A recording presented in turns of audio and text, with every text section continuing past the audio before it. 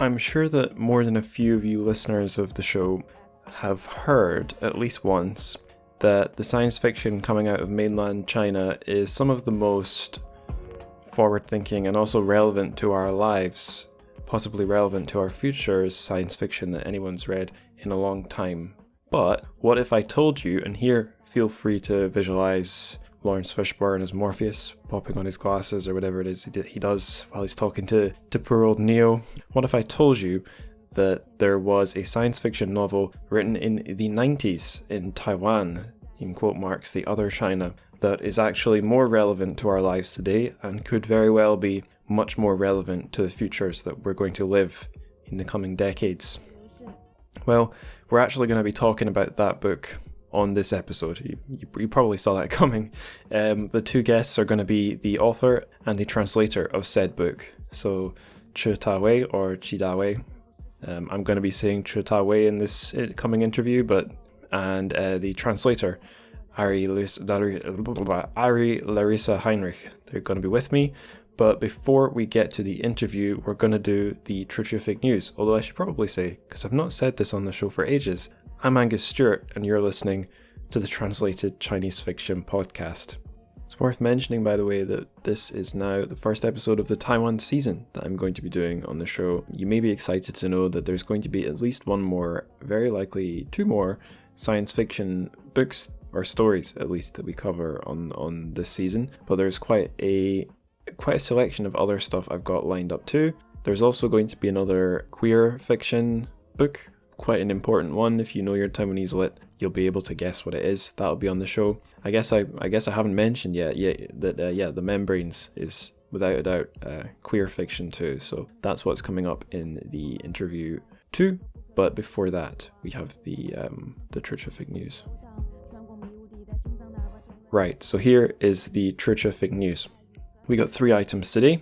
The first is a panel. This was an event that I actually took part in, and it has already happened, so this is now up for streaming up on YouTube. The event was hosted by Essence of Wonder. They're sort of like an online platform. They host lots of sci-fi themed events. They interview authors a lot. So they did this sort of online Zoom event live, and like I said, it's up for streaming. So its full title was Exploring Chinese Science Fiction Multi-Dimensionally. Fiction, translation, fandom, industry, and more. And I was one of, I think, eight speakers. The panel was divided in 2. There was, an Asia panel and a Europe panel, basically just because of time zone problems. So part 1, the Asia panel, was pretty much a PRC panel. It had Regina Canyu Wang, Chen Qiufan, Feng Zhang, and Emily Jin. So that is Regina is all sorts of things. Author, does she do translation? I'm not sure, but just about everything you could think of, like PR, hosting events, helping with rights sales, I think even. Chen Qiufan, who is an author, and he also actually translates from English into Chinese, and is just sort of a thinker, public intellectual these days. Feng Zhang, who is a critic,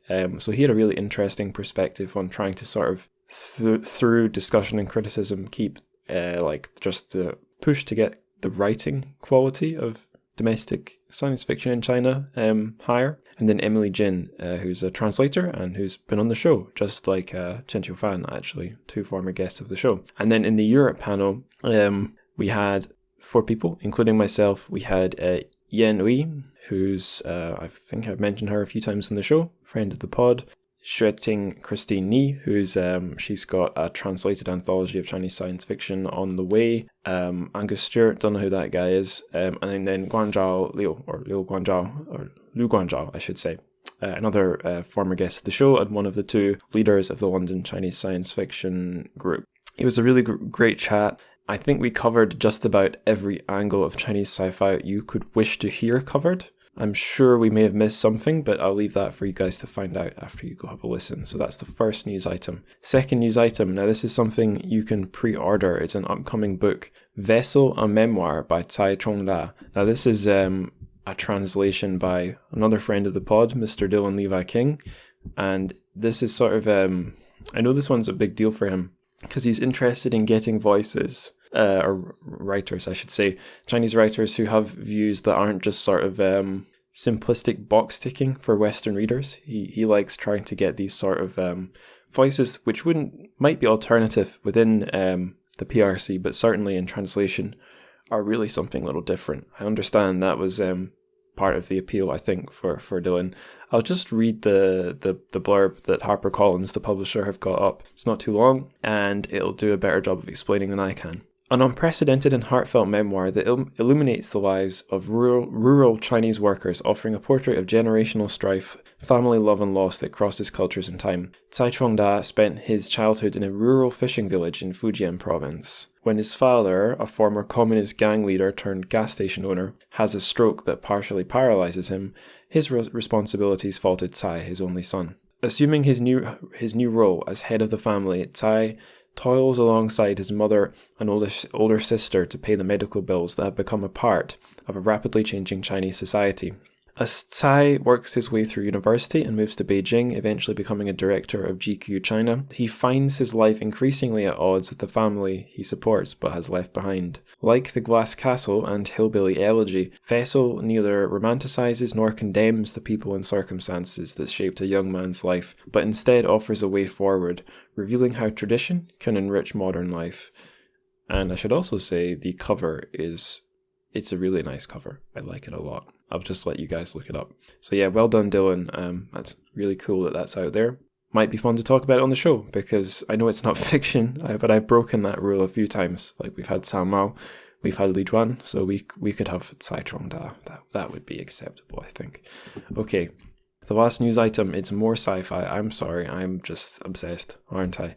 It's a very special thing happening for the London Chinese Science Fiction Group, the one I just mentioned a few minutes ago, mentioning Guangzhou, one of its two hosts. So they're having their second anniversary coming up, and to kind of celebrate it, they're having a huge star as a guest on the show. It's the Chinese science fiction writer Han Song, who I'd say is probably my personal favourite, at least based on everything I've read in translation. And the story of his that they'll be covering is My Country Does Not Dream, 我的祖国不做梦. Those are all characters I knew, by the way, except Zhu. I was only sort of half sure of that one. 祖国, at least according to Google Translate, means motherland. Looks pretty cool. That's happening on the 2nd of May. That story is available in translation in a new book that's just come out. It's from Dark Moon Books, and it's called Exploring Dark Fiction No. 5. It's part of a series they've done. Exploring Dark Fiction No. 5, a primer to Han Song. So I guess I should really try and hurry and get my hands on that so I can read the story before attending the event. But in any case, that's a really cool chance to hear Han Song speak in an English language event, although I don't know, he might be speaking, he does speak pretty good English, but some of it might be interpreted by the wonderful Guangzhou from Chinese to English. Not sure. I guess they'll find out on the day as well. But yeah, that's extremely exciting. That's all the TrChFic news. But before we charge right on, we actually have a quick ad break. Isn't that exciting?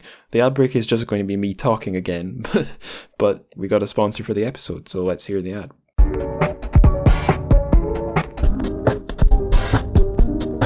So exciting news, this episode has a sponsor. It's the Hong Kong-based publisher Blacksmith Books, and they're sponsoring us with their new title, Destination Peking, by friend of the pod and former show guest, Paul French. So if you know Paul French's wheelhouse, the content of the book will seem pretty on brand. It's about fascinating people, mostly Westerners who were living in and around Peking in the sort of late colonial first half of the 20th century. So think like jazz, dubious characters, risky business, all this very like Paul Frenchian stuff, for lack of a better term. It's a gorgeous looking cover too, looks very China noir, like you'll know from when Paul was on my show, he's got some quite strong opinions about the design, Art Deco and other modernist aesthetics. So yeah, if you want a new fresh dosage of Paul French's work on the history of China of this era, this looks like an absolutely fantastic one to pick up. I'll put a link to Blacksmith Books store where you can order the book in the show notes, but I guess it will be available through all your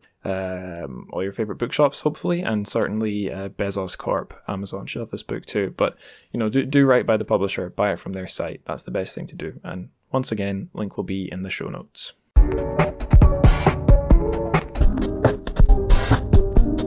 So we're on the show with Chi Ta-wei and Ari Larissa Heinrich, the author and translator of The Membranes. So great to have you both on. How's it going and what have you both been up to? Let's start with Ta-wei.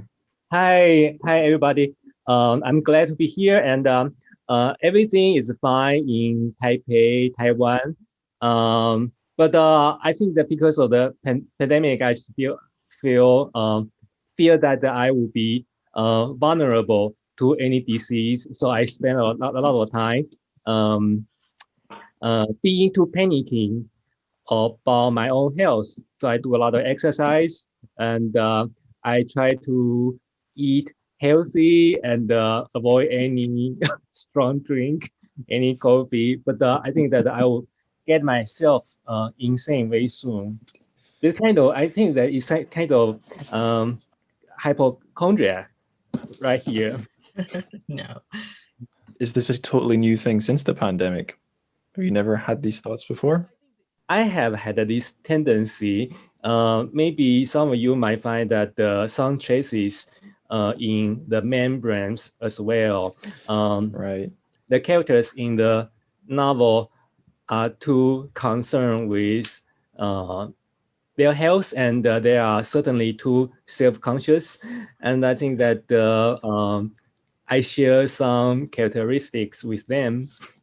Right. Okay. I see what you mean. And Ari, how's it going at your end? Yeah, it's good. Thanks for asking. I guess Australia and Taiwan have in common that we've been we've been able to move through this pandemic with relatively few cases for now.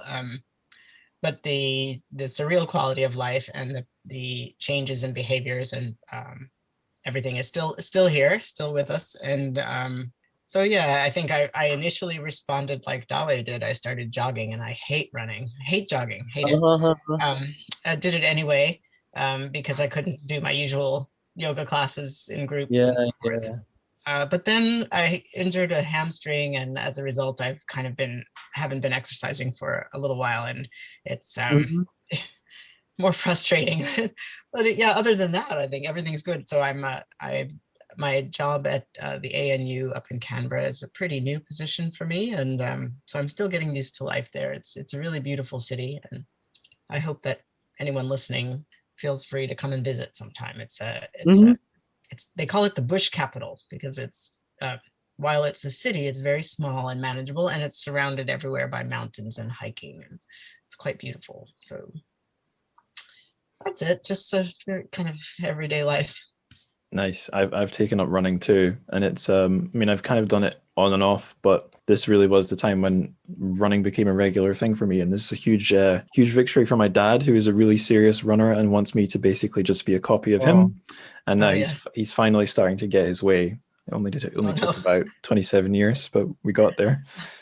mhm. So I guess you've both told me a little bit about yourselves. Can you tell me and the listeners a bit more about yourselves and what it is you do? Again, Ta-wei, do you want to go first? I was busy with creative writing, mostly fiction, science fiction, or quick science fiction in the 90s. And after that, I left Taiwan for the United States and got a PhD from UCLA. And after that, I came back to Taiwan to teach at a National Chengchi University in Taipei. Many friends have dissuaded me from teaching in college. They think that I should return to creative writing. So I think that Ari might be one of them, perhaps. So currently, I am associate professor of Chinese literature, but I might resume um, science fiction writing in any time soon. Thank you. Right, cool. And Ari, what is it that you do with yourself day to day?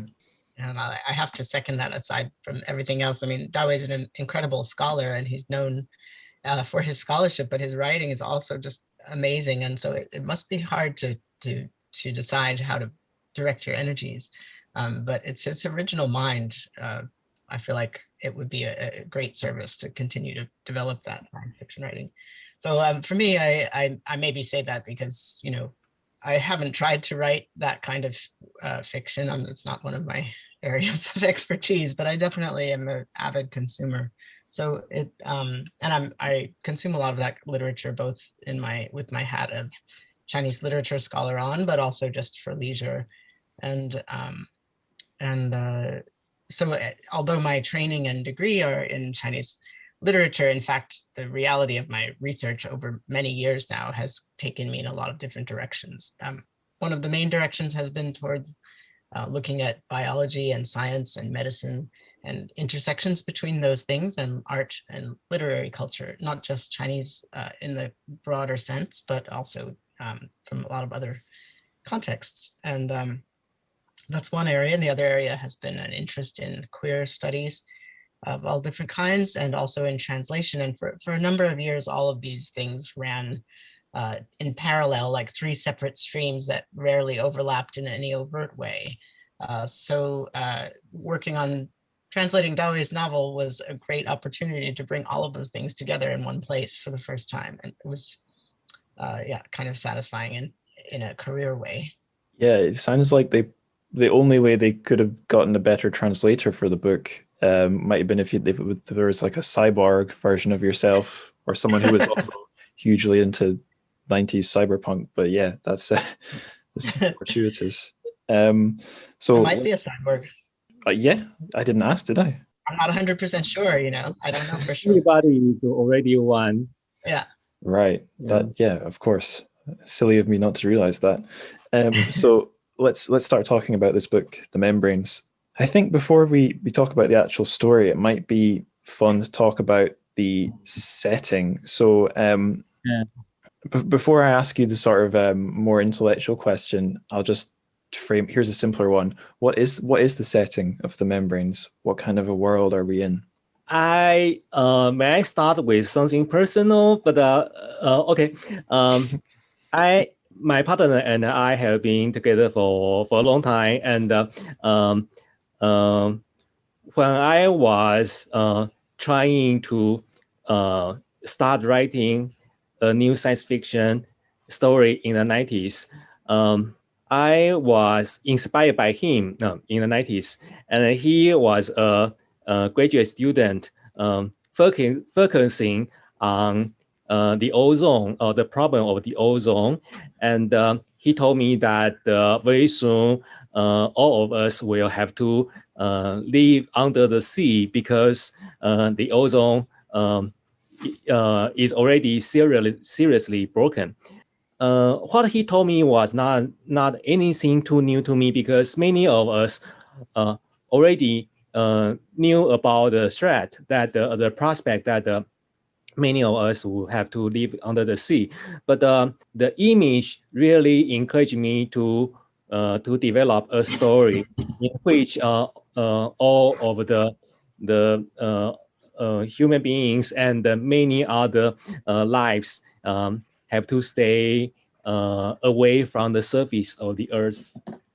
So Right. that's what yeah, so that's basically the setting is from my partner's abundant expertise. He didn't continue it.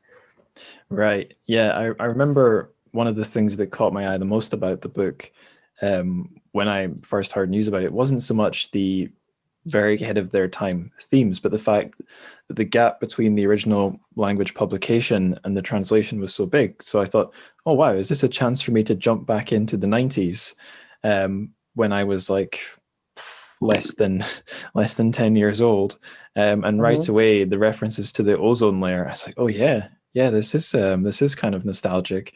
But then I think quickly that was replaced by being struck by how futuristic the book was.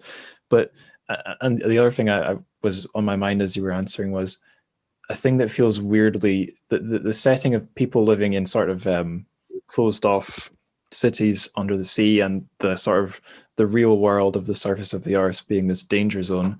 That sounds a little bit like the first lockdown here in the UK. We have to live in these little safe houses, you know, little boxes that contain us. And then I was in the countryside at the time, but even going out the door, I felt like I was, in the danger zone, the contagion zone, no man's land. So I'm sure that wasn't really an intention when you're writing the book, but that it resonated with me in a very strange way, giving me memories of the first lockdown here in Scotland.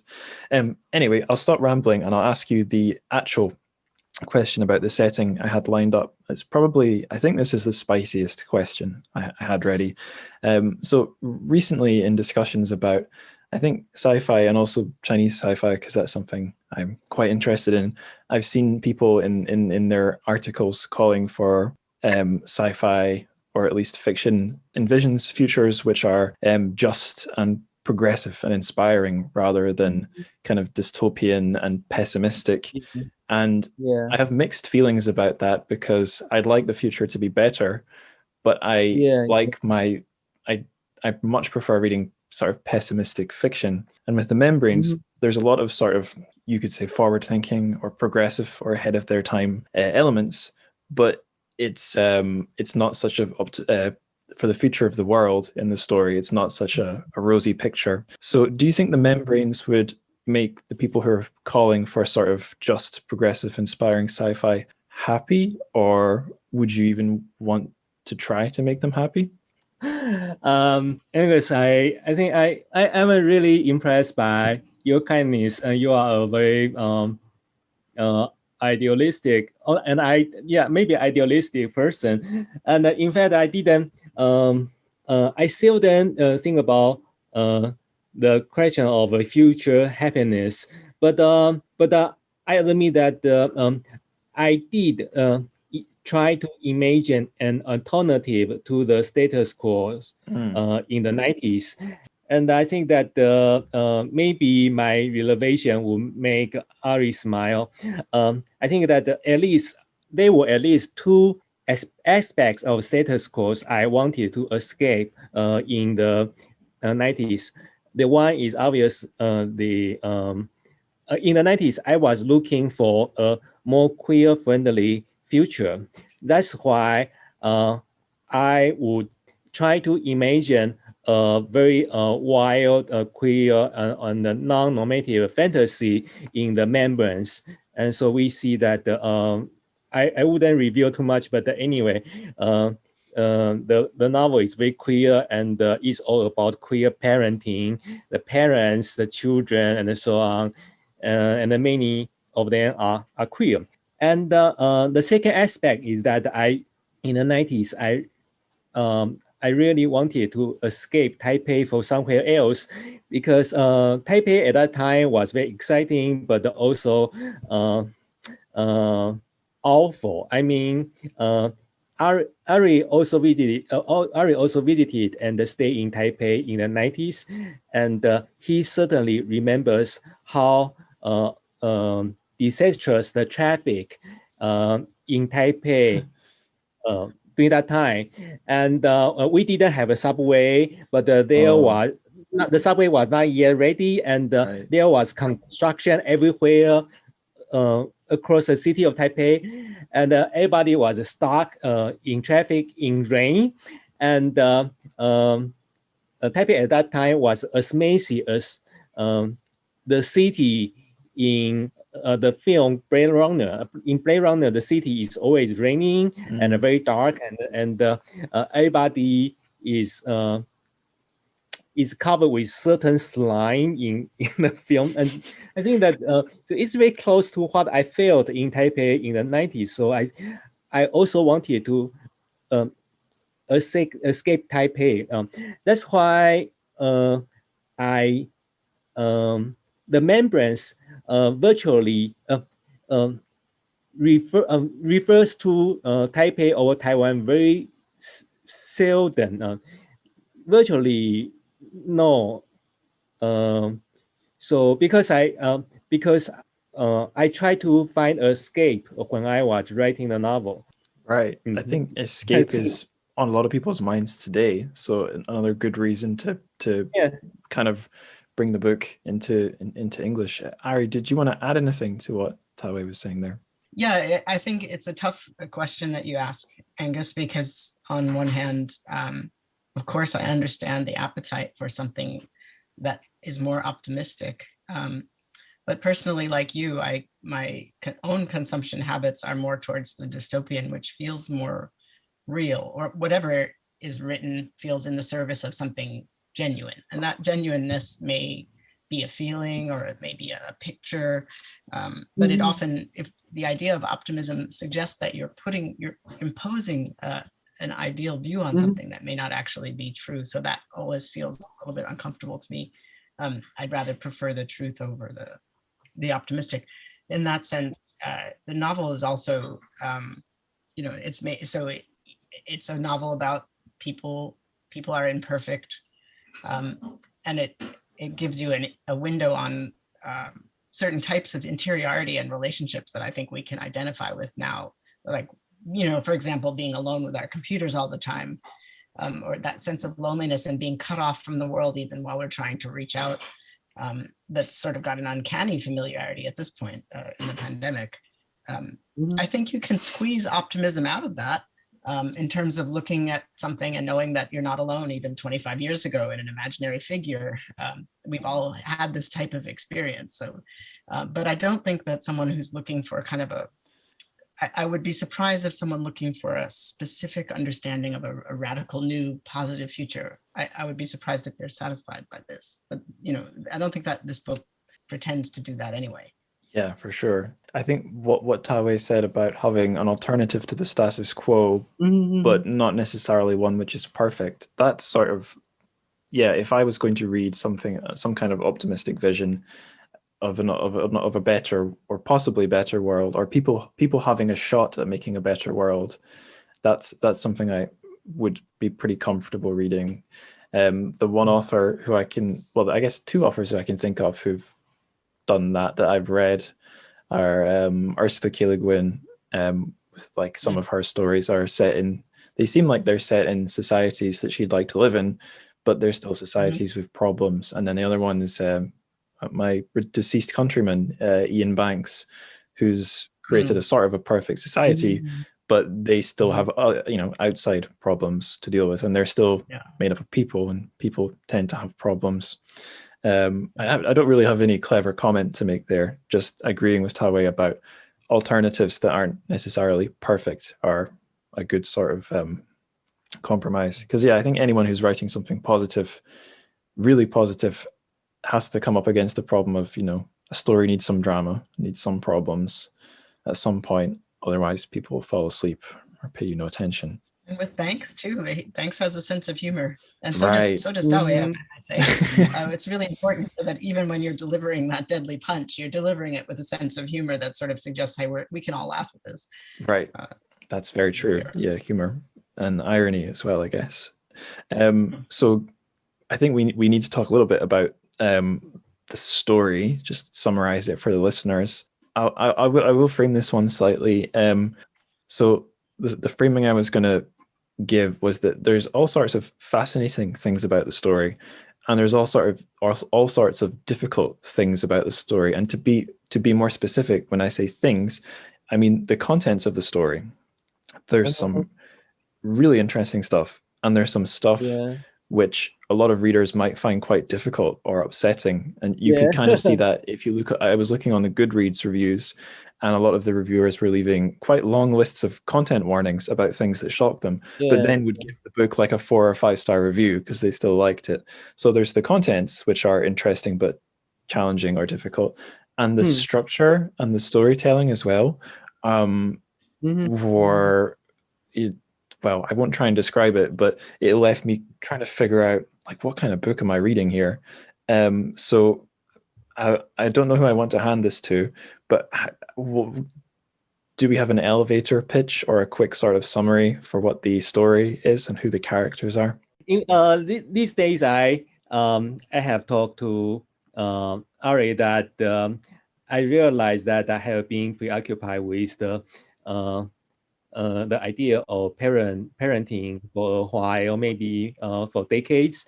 So certainly the membranes is about many different topics, but for me, it's really about parenting or queer parenting. I say this not because I want to become a parent or I want to have a children. It's not. I don't think about it often, but I think that I am really concerned that how the parental figures are interacting with us, and how when we get older, how we become parental figures. I don't mean to refer to my own parents, but I think that in many Chinese people are like me, and we are very um, preoccupied. Okay, I think both of you know that in a society like Taiwan or in the Chinese societies in all over the world, many are so obsessed with topics about their own parents or about children, about families, especially nuclear families, and many talk about the possibility of escaping their original families, and many want to become better parents themselves. And I find that the book, so the membrane is basically about a queer parent uh, and her queer child. Certainly, there is love between them, but they are also sometimes they are also abusive to each other. There is a lot of misunderstanding, and I think that these these facts are relevant to people in the 90s, but also relevant to people all of us now. I suddenly realized that I have been concerned with parenting also because that queer parenting or lesbian parenting becomes something very trendy in Taiwan now. And we know that gay marriage was legalized in Taiwan 2 years ago. And since then, before the legalization and after it, many queer people in Taiwan, especially lesbians, want to become parents. And I suddenly realized that actually many of my friends or colleagues are already queer parents or they are going to be parents. I often forget that actually I'm not too different from them. Although I'm not going to become a parent myself, but I have deal with topics about parenting in my science fiction. So I think that is a it's good to recall that what I have done in the membrane. Thanks for that answer. I really appreciate the sincerity. And I can say, although obviously I'm not from any kind of a Chinese background, both sides of my family are pretty intense about family ties. That stuff's on my mind a lot too. So I really, I really, yeah, I feel what you're saying totally about both being really, really invested in my parents, but also kind of occasionally imagining a world where I'm escaping, doing something else. I that speaks to me. I wonder if we can sort of give any listeners who've not read the book or heard about it before a really sort of quick intro to the plot. So I'm just going to read the little blurb that's up on Goodreads, and I'll throw a quick question or something out. So here we go. It is the late 21st century, and Momo is the most celebrated dermal care technician in all of Tea City. Humanity has migrated to domes at the bottom of the sea to escape devastating climate change. The world is dominated by powerful media conglomerates and runs on exploited cyborg labor. Momo prefers to keep to herself, and anyway, she's too busy for other relationships. Her clients include some of the city's best-known media personalities. But after meeting her estranged mother, she begins to explore her true identity, a journey that leads to questioning the bounds of gender, memory, self, and reality. So the thing that strikes me on reading that blurb is some of the things we learn about Momo at the start are sort of like red herrings. It turns out they're not so important, and other things are really key to where the book's going. And like when I saw the title, The Membranes, I thought, right, are we going to be like going through the different layers of a person's identity and peeling away?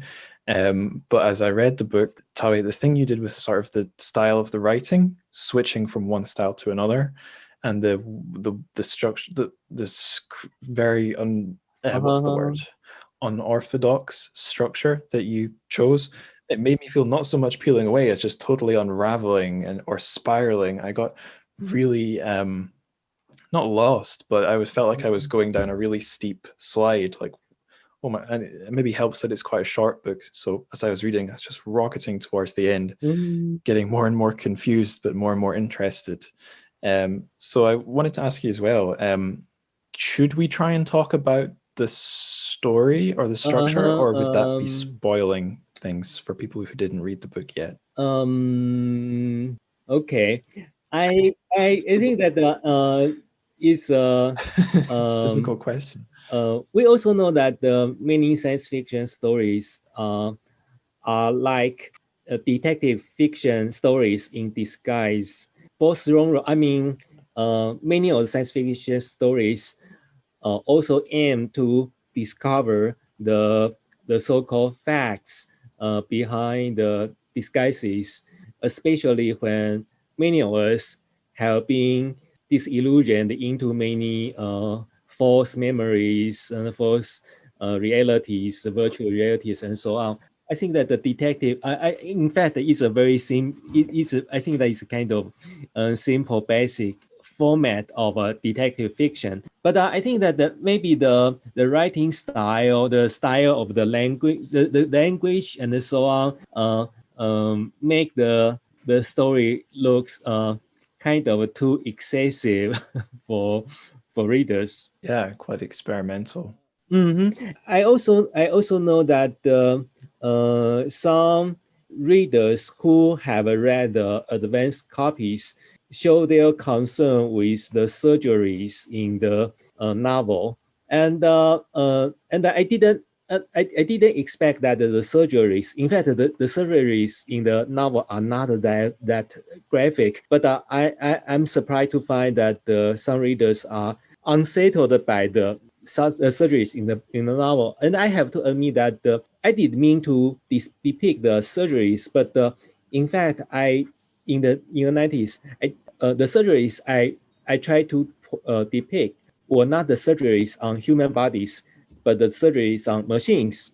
As I said earlier, in the 90s, the traffic in Taipei was horrible, so many of us had to rely on motorcycles. And my partner and I had to rely on our motorcycles, our old and motorcycles in the rain. And we often had to bring our motorcycles to the repair shops all over Taipei. So we often spend long hours in the repair shops waiting for the how to waiting for our repairing process of our motorcycles.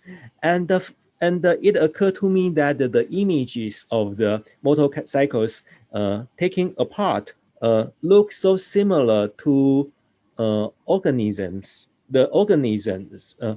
on operation tables. And I think that I got a lot of visual impact from my own motorcycle taking apart. And I wanted to capture the similarity of the machine and the human body I was imagining. But I didn't mean to portray the actual body myself. I think that Ari might know the human anatomy more than I do, because I read Ari's book, so I know that he might know the human body more sufficiently than I do. But I'm surprised that the readers will presume that I portray the surgeries on the human bodies too much. Ari, do you want to take the baton there? It's interesting. You know, I think that in this work, as in many works of literature, there's an intimate relationship between the form and the content. and if you change one, the other one changes. So in this case, maybe it's that people are more accustomed to seeing this type of structure in a film rather than in a book, for example, Right. where you might be disoriented temporarily by one scene, but you know that soon enough you'll cut to another scene and get more information, and that there might be a twist somewhere along the line. And so I think in that sense, the structure makes sense given how the plot unfolds without giving too much away. And that I think, talking about Blade Runner and so forth, I just assumed, I think, when I began translating that Ta-wei was an avid movie watcher, that you would watch a lot of movies and that this kind of Yes. cinematic structure might be in your mind. Oh, And yeah, I secretly wish that great this book could be point, made into a movie of some kind, but well, it's true though. So I think there's something in that, so that the structure is going into it. It does seem like a narrative of a certain familiar form, but you'll be surprised because you wind up in a rabbit hole going somewhere you didn't expect to go. And that some readers are going to like that, and other ones are going to be a little bit uncomfortable with that. And that's good. That means it's a good book. No, if a book makes everybody happy, there's probably something wrong with it, I think. Sure. Yeah.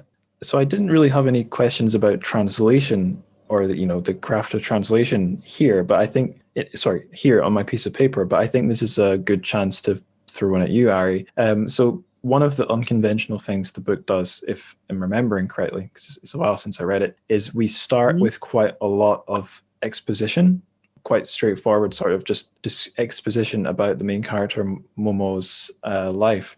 So Ari, did you have to make any decisions as a translator about how to render anything like that, or was it fairly straightforward? That's a good question.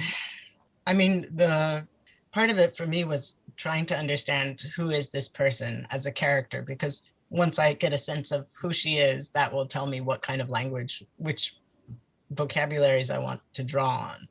And as we all know, it's not one-to-one with Chinese and English. You have a million choices. It could go in so many different directions. And then part of it is this long process of negotiating what that final meaning may be. So early on in a translation, I feel like I have no clairvoyance. I don't know, I can't predict what the final product will look like. I've read it in Chinese and I know what the feeling is for me. And I might interview people who've read it in Chinese and ask what they took away. But yeah, it's very open-ended, the first draft. So I don't know if, I know every translator has a different method. For me, I do many, many drafts, starting with one that's super, super rough just to make sure I understand what's going on, and then narrowing down, picking different paths. And it was like that with this one. And I guess I'm really lucky that Ta-wei is here. And was so generous and willing to chat about the specifics. So it's a really different matter to working with a text by an author who is no longer with us. Then the responsibility shifts. So yeah, that was really helpful to be able to ask questions and then to understand this person. And then I think, in the end, I'm just like some random academic nerd. I may not have the best social skills. There are all kinds of things that the characters I'm translating may be better at than I am, or who may be worse at. So sometimes in the end, I'll also consult native English speakers who don't know Chinese at all and say, when you see this, what do you see about this person? What comes across it? Does this seem consistent with her character? And things like that. So those decisions that you mentioned, Angus, were really hard to make at the very beginning. And I just make them very broadly at first, knowing that I'm going to come back and refine it later on. Like the very first draft looks very ugly, very ugly. Right. Yeah, makes a lot of sense. I've got one more question before we go on to the next section. And this has jumped into my mind as soon as Ta-wei started talking about the bodies being like motorcycles or vice versa. It's about influences on the book from sci-fi, because we talked about Blade Runner a bit. That right away, bodies and vehicles. I haven't read this book, but one of my favorite sci-fi writers is J.G. Ballard, and one of his more infamous books is Crash. So sort of like, I guess there's, when it comes to human bodies and machines, there's, I guess, sort of there's stuff from, I don't know what you'd call this, like everything before cyberpunk, before the 80s, all this sort of post-war or even pre-war sci-fi that deals with machines and bodies and stuff. And then thinking of cyberpunk, or at least the things which you could call cyberpunk, which I've consumed, is fairly limited. But one of the only animes for grown-ups I've ever watched is Ghost in the Shell, which I guess was having its moment in the 90s. So I don't know if these things are things that you're into, Ta-wei, but were there any influences from sci-fi that you can cite apart from Blade Runner that helped inspire the memories? Yeah, I have two points to make. The first that is that many people of my generation in the 90s, we were hugely influenced by Hollywood productions. So we know, like Arnold Schwarzenegger's Terminator series. Okay, I often tell my students today in Taiwan to watch Terminators, but they always ignore my request because they think that the Terminator series are too old-fashioned. They are not cool at all. So they wouldn't watch them. But they were very inspiring to me when I was working on the membrane. Oh, okay.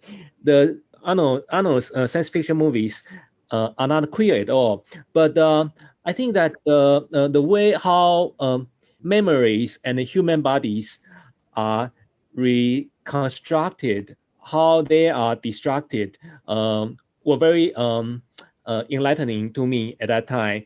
And in fact, I could, in the 90s, I can get some inspiration about queer lives from certain artists and philosophers, and get skills of science fiction from others. And I think that I learned some skills from Hollywood productions at that time. And the second point I want to make is that actually in the 90s, some local commentators in Taiwan already mentioned that the membrane reminded them of Ghost in the Machine. Ghost in the Machine sorry, is that Ghost in the Machine? Ghost in the Shell? Sorry, Ghost in the Shell in the 90s, because Ghost in the Shell in the 90s was already, okay, there are several versions, and it was already very, some earlier versions were already available and popular in Taiwan. But I have to say that, in fact, I was not that familiar with Ghost in the Shell, and I was not really a fan, so I didn't think that I was very strongly influenced by it, and there is something essential. Ghost in the Shell capitalize on the female body a lot, right. And that animation is so obsessed with the female nude, but the membrane is not, and I was not interested in the female nude in the 90s. So the body I was conceptualizing in the 90s was totally abstract. I was the novel and I were not interested in the fetishization of the female body at all. So I think that the membrane might make some readers think about Ghost in the Shell, but I think that is more about coincidence rather than any actual influence. And in fact, I have to say that during that time, many writers and or fans of science fiction were also influenced by many other cultural products from Japan, like Akira. Right. The animation was, I think that was even more influential than, it was more obviously influential than Ghost in the Shell in the 90s to many writers of my generation. Readers might agree that the membrane is filled with despair, with many different things like parenting, maybe despair about parenthood and so on. But there is also some mysterious enthusiasm in it, and I would like to admit that the membrane was also inspired by the gender theory and the queer theory I was reading in the 90s. And during that time, students and some young artists of my generation were so excited with the new gender theory, feminism, and the LGBT theory from the West, especially the United States in the 90s. And we were so, maybe we didn't understand those theories sufficiently, but they enable us to imagine certain narratives. And so I think that the membrane is also a narrative trying to digest the the American series at that time, and maybe this is also why some readers find that the membrane um, feels so weird because the membrane contains certain inspiration, not maybe not imaginable to okay, not uh, includes certain inspiration whose origin might be um, just to kind of obscure to the readers today. Sure. This actually, I remembered what I wanted to say, and what you just said, I can actually connect the two things. So, what I was going to say was about when you said maybe it's a coincidence that the membranes and Ghost in the Shell have so many similarities.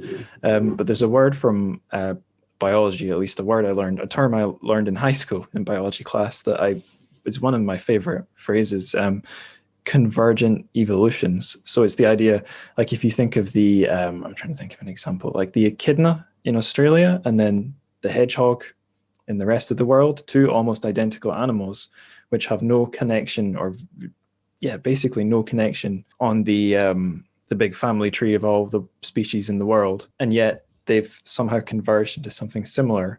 And I kind of wonder if in the 90s across the world, maybe more so in developed countries, and maybe even more so in some of the megacities in East Asia, there was some relevance that cyberpunk sort of network related stories had. I think another thing Ghost in the Shell and the Membranes did for me was what you were describing about feeling sort of weird, in that there was writers like yourself in the 90s and maybe the 80s as well, trying to imagine what the future might look like. And maybe some of the predictions have no bearing on our reality today, but other things are just strangely relevant. Like Ari used the word uncanny earlier. And I can think of stuff that like I think I mentioned this on a bonus episode I did. There were like obsessions with things like cyberspace in the 90s. I remember cyberspace being this cool word when I was a kid. But then I grew up as a teenager and even like early 20 something thinking, cyberspace? This has no relevance to my life. But now, here in lockdown, I think I live in cyberspace. It feels so relevant. And there are aspects of the membranes that speak to that, having a virtual existence. And like in Ghost in the Shell, like it's the version of that I like the most is the TV show. And there's stuff in season 1 and season 2 of Ghost in the Shell that seem to have predicted our reality, like a network of strange alt-right terrorists who have like weird nationalist but also completely discordant ideas. That's season 2 of Ghost in the Shell, but that could be describing America in 2016 to 2020. It's really uncanny. So yeah, I don't have a question for you there. I just was itching to say that. So I think we should keep going. We've been going for approaching an hour now. So the next set of questions I've got, it's about the contexts, both of the original publication of the book and this English translation. So I think it's a gap of something like 15 years. I think I should have the numbers in front of me. But what? So like the mid 90s, was it 1995? Was the original publication? In 96. 96. Okay, there's only one off. That's good. And then we've got the new, the English translation today in 2021. And I didn't check. Is this the very first translation of the book? It doesn't exist in other languages? Um, Oh, whoops. I Which, think oh, the that languages. the Japanese translation was available 10 years ago, Oh, right. and the French translation was available 5 years ago. Oh, gosh, well, Yeah, and pardon me. the Japanese and the French translators had their own different motivations from the Anglophone one. I think that okay, the Japanese publishers have been interested in literature in Taiwan, so they are often more they are if they want, they are often quick to translate Taiwanese literature, and the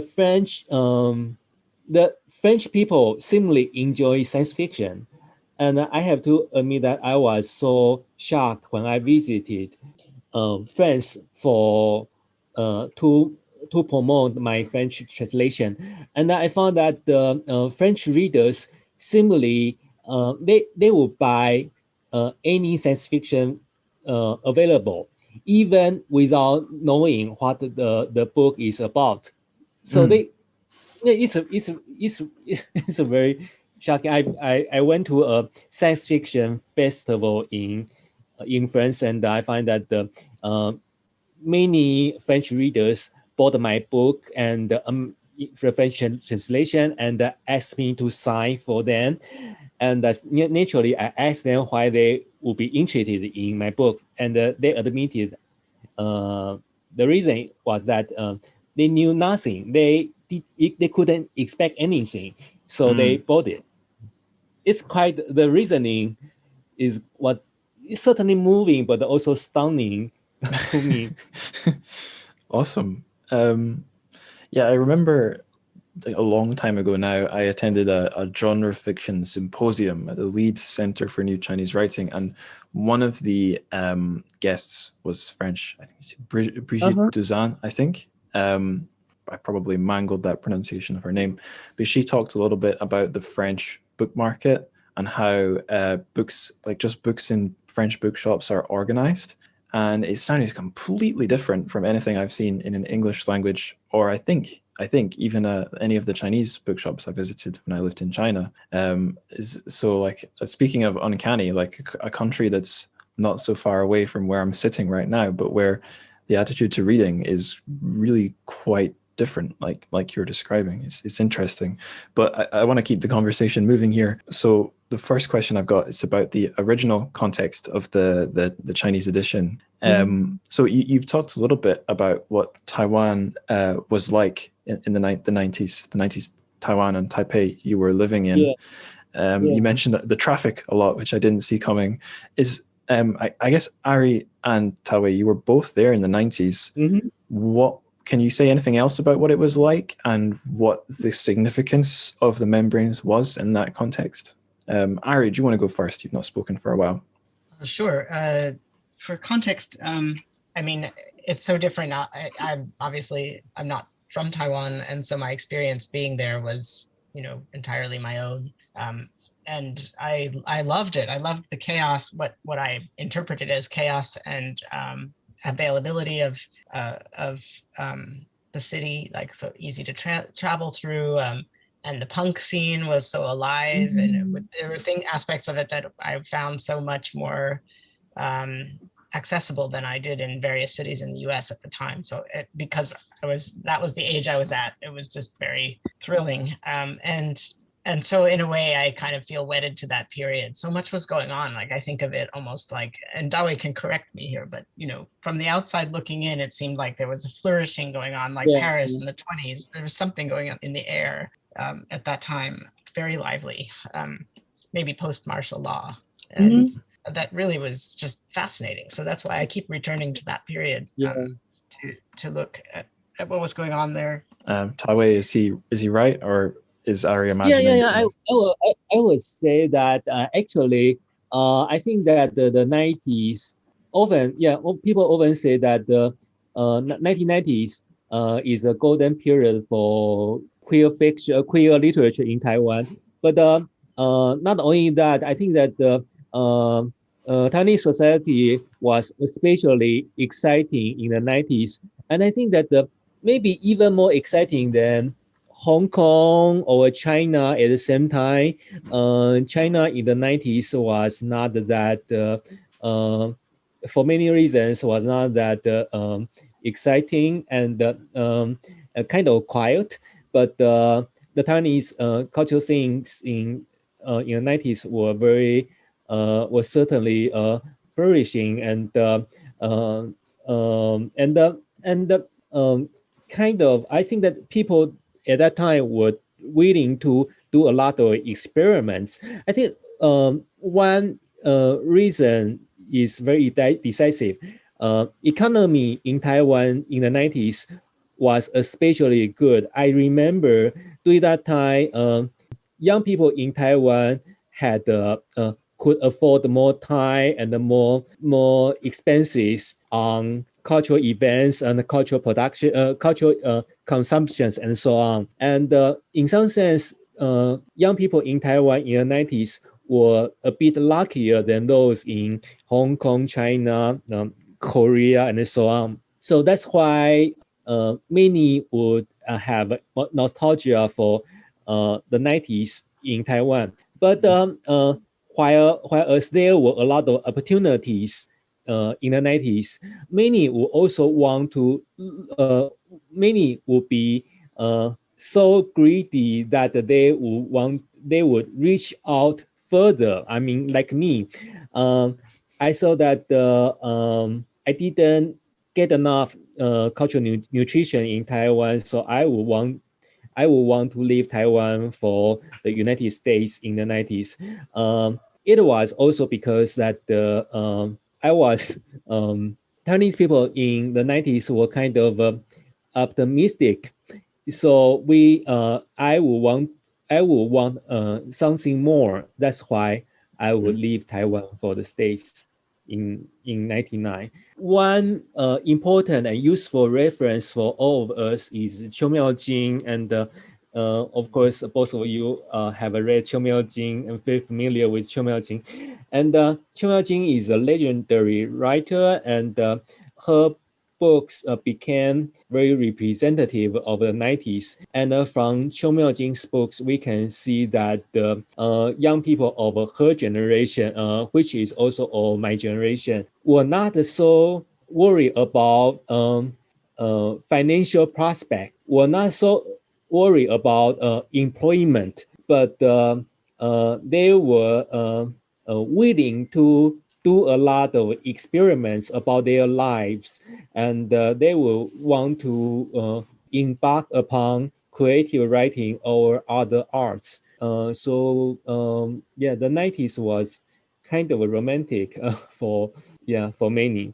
That actually you've given me some memories of quite far back in this podcast when I had Brian Holton, the Chinese to English and also Chinese to Scots translator, and he was saying some really similar things about, I guess, a time when he was younger in 1970s Britain and Scotland, where I guess maybe the economy wasn't booming, but it was people my age or even younger than me, like maybe 20s to 30s, had an easier ride. It was easier to get a house, to you could delay climbing up the career ladder, or even if you didn't want to climb up the career ladder, there was unemployment benefits and art grants and so on. So that was maybe the time that was the time in the UK when punk. You could be a punk. There were lots of punks because I guess similar to Taiwan, there's a little bit of a buffer or a cushion or something where you can go out and produce culture, have ideas and so on. And now it's not like people have stopped doing that, but times have changed. Things are a bit more austere. So yeah. Next question. This is about the current context that this English translation is coming out. What does it mean to have the membranes in English in 2021? Does reading the book feel really different if we revisit it now? I don't know who wants to take this one first. Maybe Ari, do you want to go first? Sure. I just think it's critical in so many ways. Some of them are just accidental or coincidental, and some less so. So for example, in English, as you know, translations of Chinese language science fiction have been having a kind of renaissance for what, 6-7 years now, winning awards and doing really well in English language markets, which for any translator is always a bit of a surprise. Like you kind of never expect the translated work to compete with something written in English originally, and yet it's happening. And there's some fascination with Chinese visions of the future, and something I could say more about would be aspects of Orientalism that shaped that interest in Anglophone readers for some readers. But so there's this wave of interest, and yet it does tend to overrepresent mainland China. So in a purely in a truth-telling mode, I would say it's important to make sure that readers understand that there are many other really good works of literature out there that predate some of these ones even, and function perhaps in more sophisticated ways even sometimes,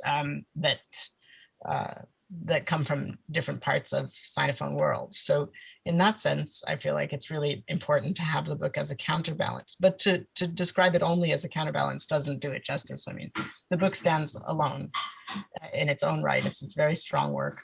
And I've often said that, of course it has a science fiction component that appeals to science fiction readers like myself. But it also is a kind of psychological portrait. It's also a work of literature where the science fiction is almost not quite incidental, but it's the context, it's the backdrop against which this kind of meditation on parental relationships unfolds, against which it unfolds. So I think that's really important too, because it's just like any other good work of literature, you hope in translating it that English language readers can get a sense of something they can relate to, something that they can identify with in some common experience. And in this case, there's a lot to relate to.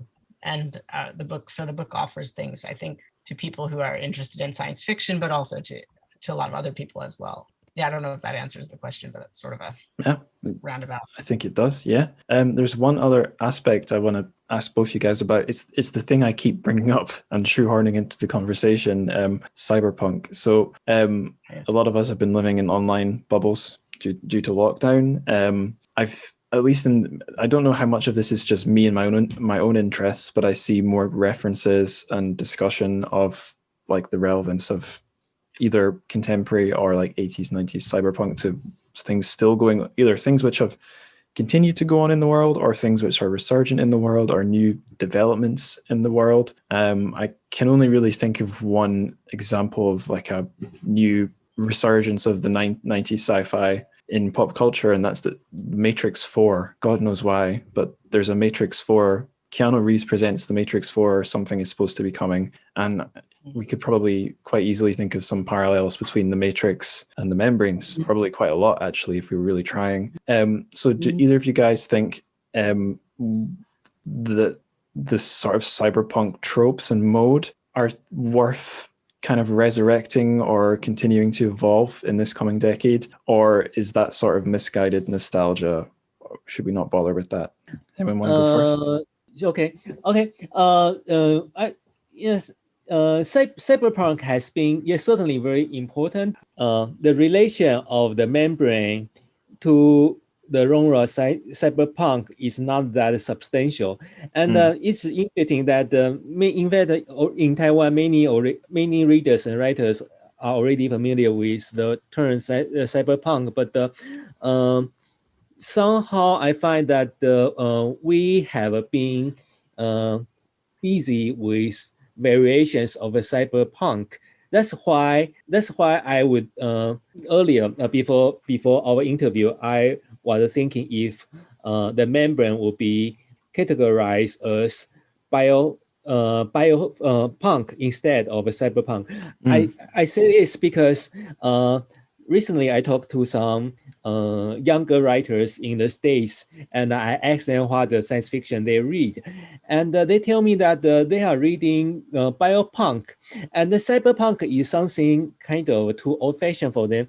And Right. I'm puzzled, and I'm surprised. And okay, I see. Okay, so maybe is the membrane that close to the category of cyberpunk, in which in the Taiwanese context is often uh, comparable to film noir or film noir in film, because in cyberpunk and the film noir, we know that both of them feature very depressed single man in black, and in search of femme fatale.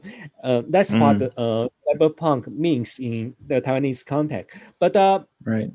perhaps the newer term biopunk will be closer to the membrane.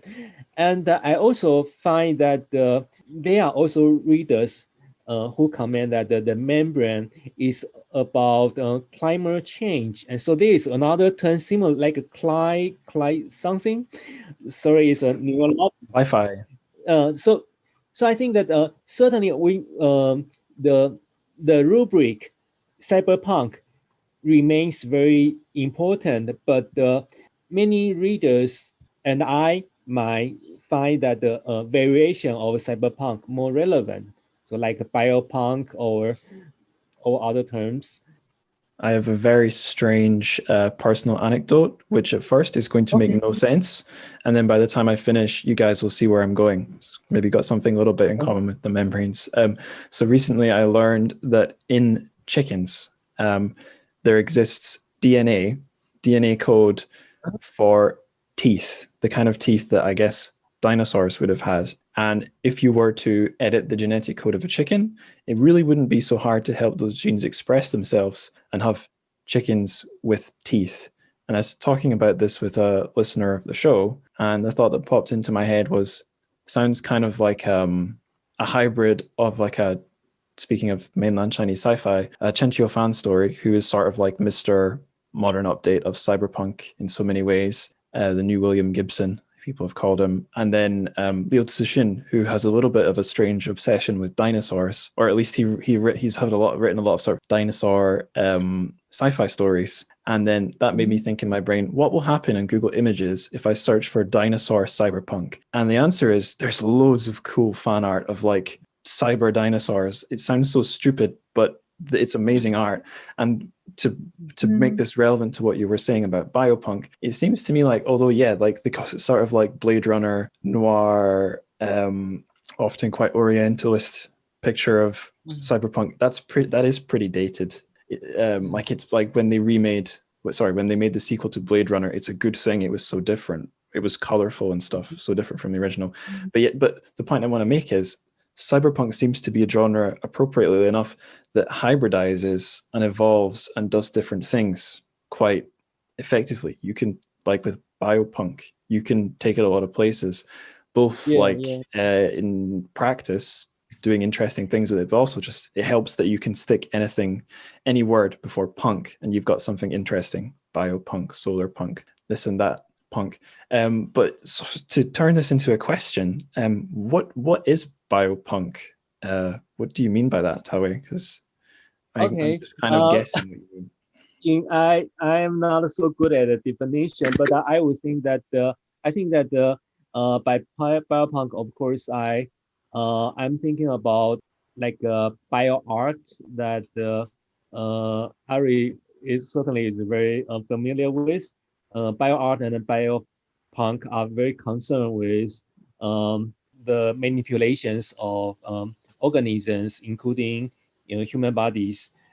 Because of my long time interest in gender theory, queer theory, and the disability studies, certainly I am very interested in the bodies and the transformations of bodies, and that's why I would think that the biopunk might be closer to my own preoccupation. Maybe I don't know it is so. Maybe I don't really capture its definition very precisely, but but I imagine that in the future, if I write anything new, any new science fiction, I will still try to develop like new devices about human biology. And I have to say that for instance, for the time being, I have been very interested in the our everyday wearing devices, which monitor human bodies, our heart rate, and so on. And I think the wearing devices are, of course, very relevant to the genre of biopunk instead of cyberpunk. Ari, can I pass the baton to you? Do you have anything to say on this area? Not much to add. I really support that, though. I think biopunk is an excellent category, a way of framing the book. And all along I've been thinking, Angus, you already brought it up a little bit, but it's always interesting to me how something like Blade Runner, which has had such an outsized impact as a cultural object, how things like that actually also originate in a kind of techno-orientalism. So they kind of have been built on these stereotypes of the rainy, crazy Asian city with its no ethical, control over technological development, into that fantasy that then goes full circle or is translated back again and goes off into all these different directions. So in that sense, cyberpunk has also had that legacy in the past in English languages. So it's interesting to see it kind of removed from techno-orientalist contexts and thinking about something that is very self-consciously using these different mediums, these different languages together. I don't know if that's making any sense. No, it makes a lot of sense. That's made me realize a question I forgot to write down in my list for you guys about the sort of cultural or not cultural setting of the book. So the surface of the earth has been scorched. There's not really much to orientalize there. There's not much left. And then under the sea, I think if I remember correctly, there is some mention of like the territories humans have built their domes in. There's some remaining semblance of like nations or continents or something, but it's pretty clear that one's nationality doesn't necessarily have to dictate where you, or one's nationality or ethnicity doesn't dictate necessarily where you live. So to bring up mainland Chinese sci-fi again, a thing I find kind of disappointing in sci-fi from mainland China, which I generally think is amazing and I'm really interested in, but I feel like there's a little bit of a failure of imagination in some of it. So like in Liu Cixin stories, we're often looking at a world where humanity has to either, well, I'm sorry, let me be more specific. In the Three Body Problem and in Wandering Earth, both of them, humanity has to come together, and they do come together, but nations and strict boundaries between nations and nationalities still exist. And in like Three Body, it is a nice breath of fresh air where like the Westerners aren't saving the world, but most characters are sort of a stock stand-in based on their nationality. So all the Westerners are assholes or extremely often preachy assholes, which is, it's not completely untrue. And then like in Wandering Earth and Three Body, there's a treacherous Japanese woman in Three Body. There's technically two, I suppose. So like there's a failure of imagination there's a success in imagination to go beyond so many limitations. Amazing forward thinking, but when it comes to like nations and things like that, nothing. We're frozen in like 1999 or something. And in younger mainland Chinese sci-fi authors whose short stories I've read, the rigidity isn't there, but there's not really such a, I'm trying to think, like there was one story I read where we're in a city, presumably it's China, most people are Chinese, there's one or two characters who seem to be foreigners, but it's not clear if they're like citizens, if citizenship is possible, or if they're expats or something. It still feels a little bit like we've not, I don't know, that the sort of the status quo is still there in some form, or it's not being interrogated. But in the Membranes, we've got quite an international cast who all interact quite freely. You don't really feel a sort of I don't know, passport ID card wall between the characters. and there's a lot of references to things from other cultures, be it like Japanese culture, Western culture. It felt like I was reading a piece of literature that exists, in the world, not in one country. Maybe that's just me carrying in my own biases with me. No. I think that you capture. Am I interrupting? But No, go for it. I was running out of no, things to but I say, so think you that saved me.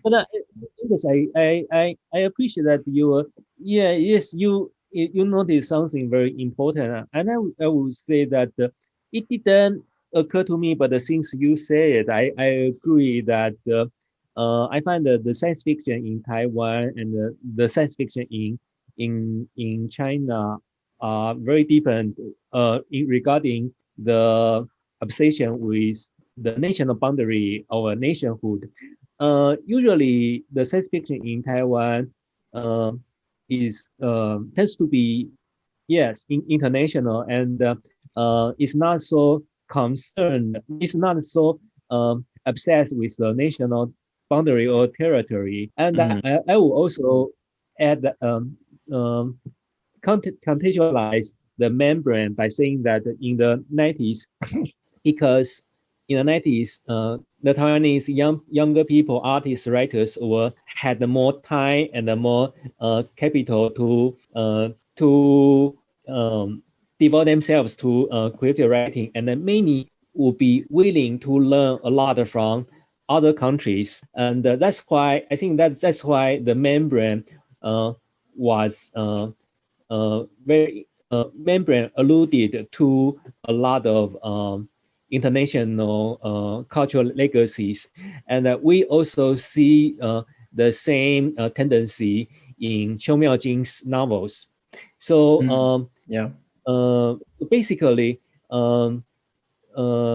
Chinese fiction in the 90s was not really motivated by nationalism. The science fiction in China today, I agree that there are many wonderful works, but meanwhile, I also find that it's clear that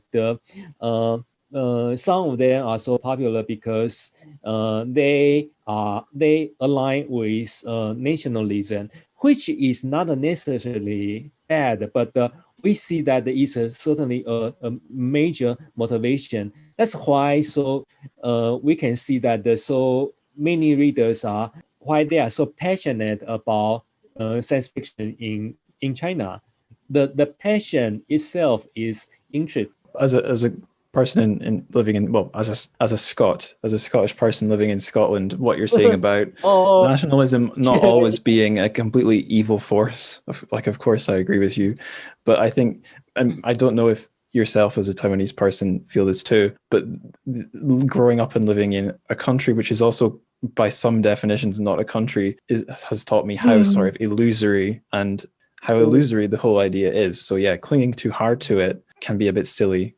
And yeah, so like in, not to keep making fun of poor Liu Cixin, because this one is not his fault, but in like the movie adaptation of The Wandering Earth, where all of humanity is living in dorms, which have like their own national flag, and everyone's still living in little it's just like, it makes me shake my head that we'd still be producing, or the human race would still be producing stuff like that in the 21st century, which leads to one question I'd like to ask, which we didn't ask yet, which is a question for both of you. Are we living in the future that you guys were expecting in the 90s, given that this book is kind of a portal back into that time?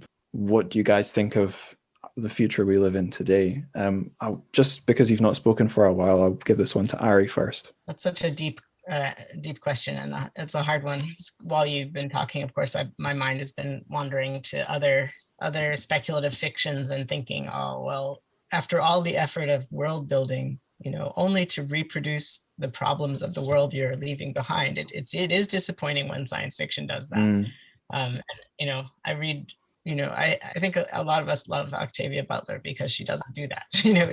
She's willing to say, okay, here are the problems of society, and when I'm reinventing the world, I'm not going to reproduce those problems knowingly. And Ursula Le Guin and others. And Membranes also does that.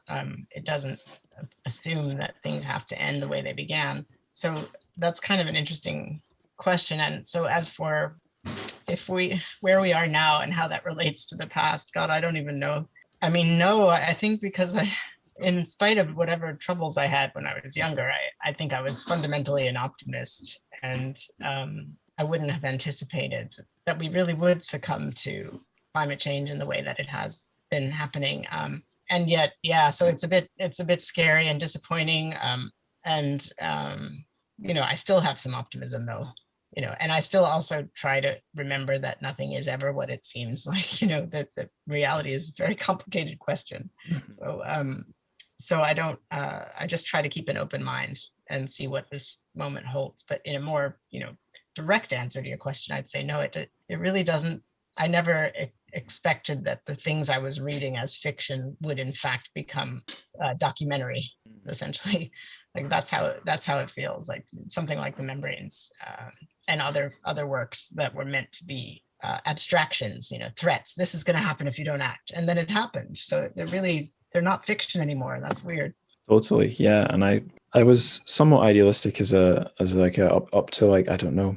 I really don't know how I would categorize my past self, but my present self is pretty pessimistic. So I think a lot of the dystopian stuff we've been producing could come in really handy as a reference point in the decades to come, which is going to be the life we're all living.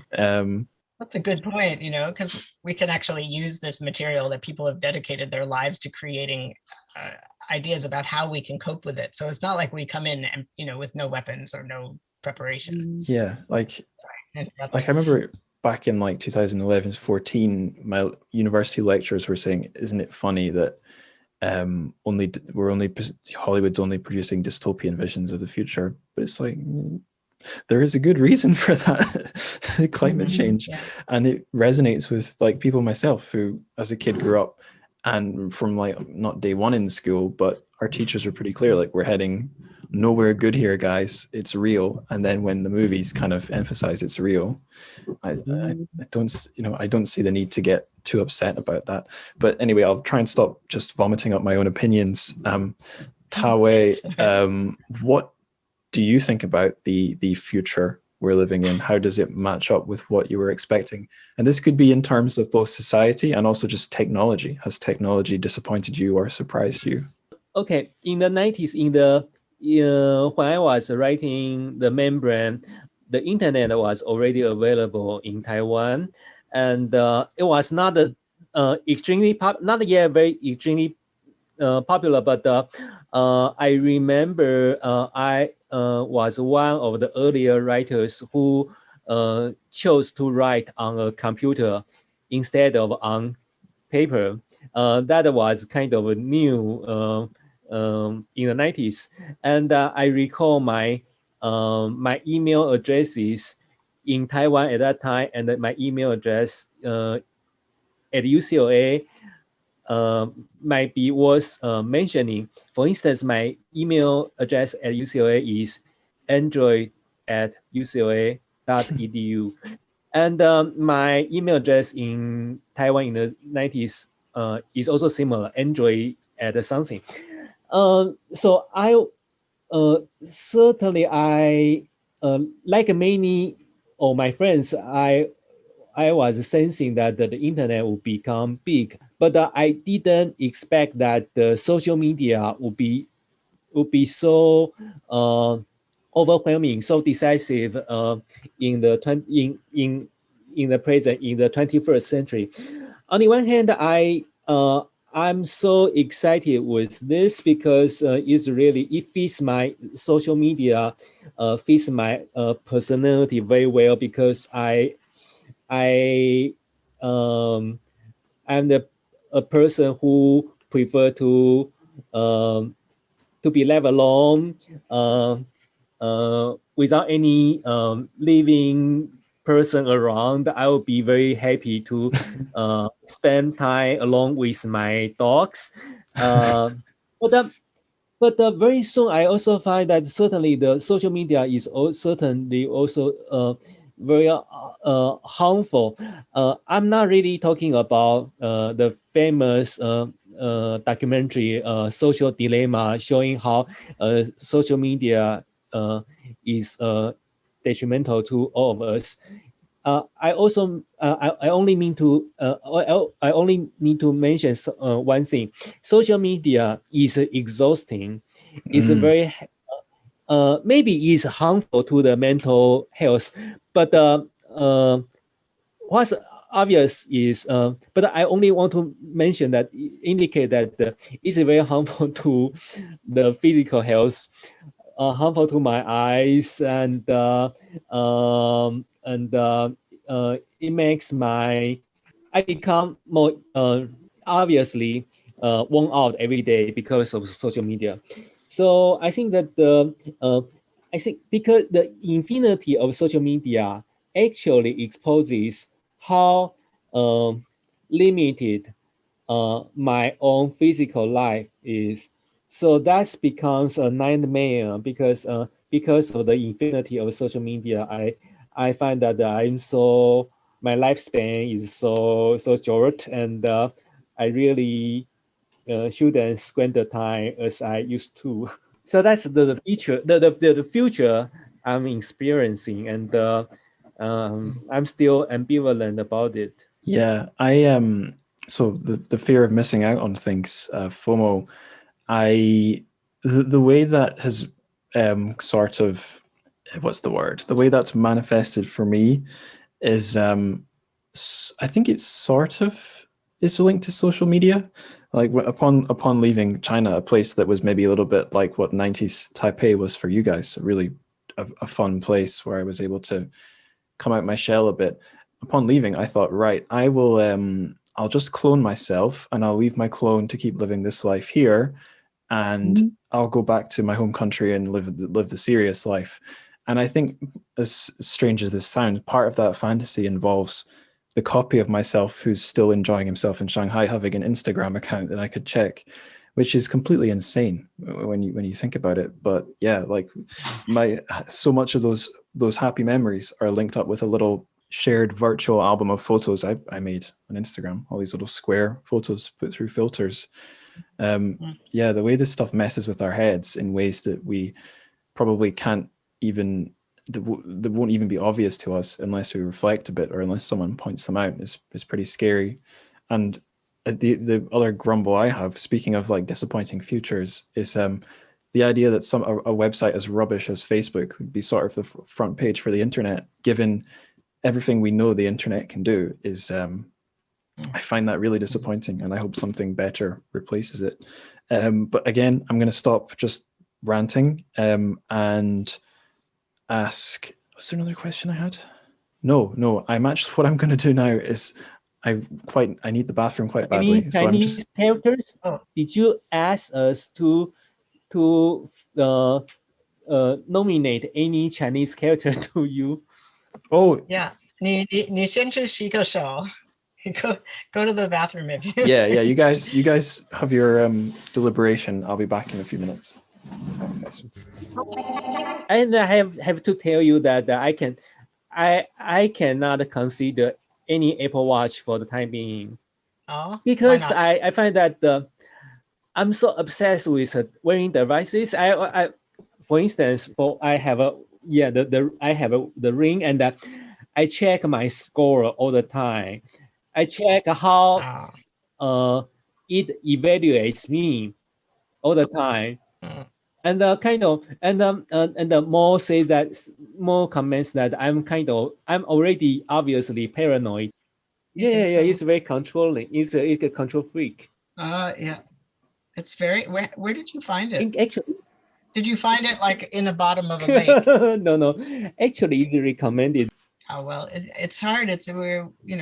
It's an addictive thing. I'm similar. I think I would do the same. But the watch, yeah, stay away. It'll also listen to you. You won't have any And privacy. I feel guilty whenever I lay down the ring. I feel guilty. Interesting. Okay, I'm back. What happens if you let somebody else wear it for a while? Oh, of course that would be cheating. I think that I feel bad naturally. We were talking about the wearing devices, like right, the Apple Watch. Yeah. Did either of you guys Finished article. ever see a thing in I don't know if you guys do use WeChat, but there was a thing in WeChat called WeWalk. At least that was the English version. Did you guys ever see that? Oh No. It no. was the thing that used the footstep tracker on your phone. It was like a little optional Hmm. feature of WeChat, Weixin, and it made a league table of like you and all your friends that had WeWalk, and you could see how many how many steps everyone had taken, and it Oh, was I see. yeah, for people who don't like to lose, it was a really strong motivator to like get out of your flat and march around the city, find excuses to go places just so you could be the winner. And it was relentless because it reset every single day. It wasn't yeah. And it actually did work on me. I was making myself walk around more just so I could win this imaginary number that was being generated by, my phone tracking my own footsteps. Is WeWork safe? Yeah, it was just literally a little function of WeChat, the Chinese mainland Chinese Yeah. app, and it would just show you a league table of your number of footsteps. It Yeah. didn't track like well, it probably did track where you went, Oh. and it sent the information to Tencent or the Chinese government, but your Uh-huh. friends would only see the numbers. But no, I did have the running app Strava on my phone recently, which tracked, yeah, I could publicly share where I went for runs. And as Mhm. I wanted to see, I was in the countryside in Fife, a pretty rural part of Scotland. So I was really curious to see where else are people running, given that there's not very many roads here. And I Mhm. found right away I could like learn the running routines of people in the town nearby. You could see their names. You could break it down into men and women, and it's like, what the hell? Who's that is Interesting. dangerous. So I deleted the app. It was also, yeah, creating like it was making the guy who didn't like to lose in me want to run more and more and further, which is good motivation, but probably bad for the mental health. Okay, I think I remembered the question I wanted to ask. So I had a whole series of comparison questions. One was about Notes of a Crocodile and Qiu Miaojin, but I think we Uh-huh. hit on that already. Another was mainland Chinese sci-fi. We hit on Yeah. that already. Another was Cyberpunk. I think we bashed that one into the ground already. I did want to ask both of you. I know, Ta-wei, you have an answer here. Have you read much mainland Chinese sci-fi? And do you have any thoughts on it that you haven't shared already? Yeah, I find that certainly I need to read the recent science fiction from China, and I also teach my students in Taipei um, to read them, and uh, some students and I happen to enjoy Hao Jingfang more. I think maybe because Hmm. yeah, Hao Jingfang is a female writer and who is especially known for Beijing folding Beijing Zedie. Beijing Jidya, Yeah, Folding Beijing. folding Beijing. Yeah, I think that the reason is that I think that the some other science fiction writers smell so strongly of man, so strongly of masculinity, and quite and then I feel that it's maybe I am too sensitive to that. Their works are also interesting. For instance, Liu Cixin's novellas are also enjoyable to me. Like I remember there, for instance, the one is called to rescue the ancestors, and the other is called to rescue the offspring. May I Google it? Go for it. I can think of one which is a short story that exists in English translation where all these like old people who are kind of like gods come to Earth and they become members of people's families. That sounds possibly like the ancestors one, but I'm not sure. I don't know the Chinese name. Okay, okay. I think that yeah, the two novellas I'm referring to are his 赡养上帝 means to feed the god. Yeah, because to feed the gods, because in the story the gods they need to be fed by humans to survive. And in the same year, also 2005, there is another story by Liu Cixin called 赡养人类, means to feed the humans. In the story, it is the humans in general who are impoverished. And I think that the novellas, actually, they are more manageable for me to teach in the classroom, because certainly is too ambitious to assign the students to read the three body problems. And I find that and I also and I can imagine, in fact, I can imagine why Liu Cixin stands out among the science fiction writers in today's China. I think that he shows some, maybe some sorry for the word choice, humanitarianism from the Cultural Revolution trauma. I think that so I find that there is more relatable compassion and sympathy in his science fiction, and I think that will be more that will be more relevant to the readers in Taiwan today. And and the younger writers, the younger science fiction writers in China, are brilliant, but I find that they don't um, excite that. Okay, they don't stimulate Chinese readers that readily. But Hao Jingfang might be not. I think Hao Jingfang is well received in Taiwan, but perhaps her attention to the her style is not that masculine, and so it's more acceptable to the Taiwanese taste. Yeah, I can see what you mean about the Cixin and having a sort of humanitarian concern, because when I think of his stories, I kind of think about the really bleak pessimism and sometimes the sort of anti-human angle, like we are such a small speck in the universe. But at the same time, you're totally right. Like there is a real compassion for sort of like the fate of humanity there as well. And one of the things I like about the stuff by him I've read is that both those two things are sitting there and they sort of are either clashing against each other or they're feeding into each other. And thinking of Folding Beijing by Hao Jingfang, I can see a similar thing. Like it's kind of a very impersonal story about a city and a system, but there's also sort of very zoomed in pictures of the lives people are living and the struggles they're facing, whether it's the people at the bottom layer who are struggling to get enough food to eat and pay their rent, or the people in the middle world who are struggling with sort of the career ladder and all those expectations. Yeah, and like the other, I've read her novel that's available in translation. Covered it on the show actually. Vagabonds, or what's it? Liulang Matters, I think is the Chinese name.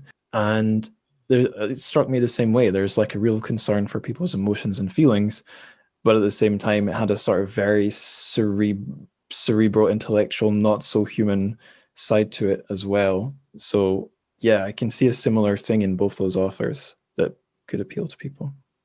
I think that was all my comparison questions. I think I'm ready to move on to the silly stuff now. First silly question, and I know you guys deliberated on this a bit. Can you either individually or collectively suggest a Chinese word of the day to represent the membranes? Ari, may you? I was just thinking, oh, good old zan, like 赞美的赞.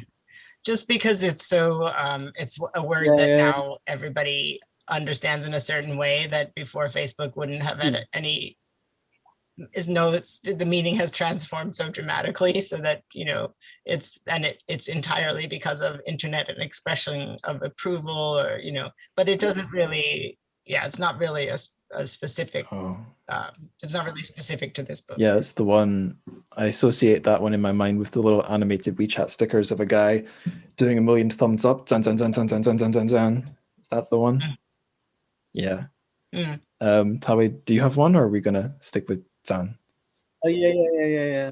Mm, Yeah, I mm, nominated 亲 mm, as in 亲人 in 父亲母亲 and again because I want to emphasize the motive of parenting and in addition 亲 also refers to intimacy and affinity and certainly these mm, are very uh, sensitive issues in the membrane as well. And so far, I think that I'm still trying to dealing with the challenges about intimacy and mm, distance with distance from fellow human beings.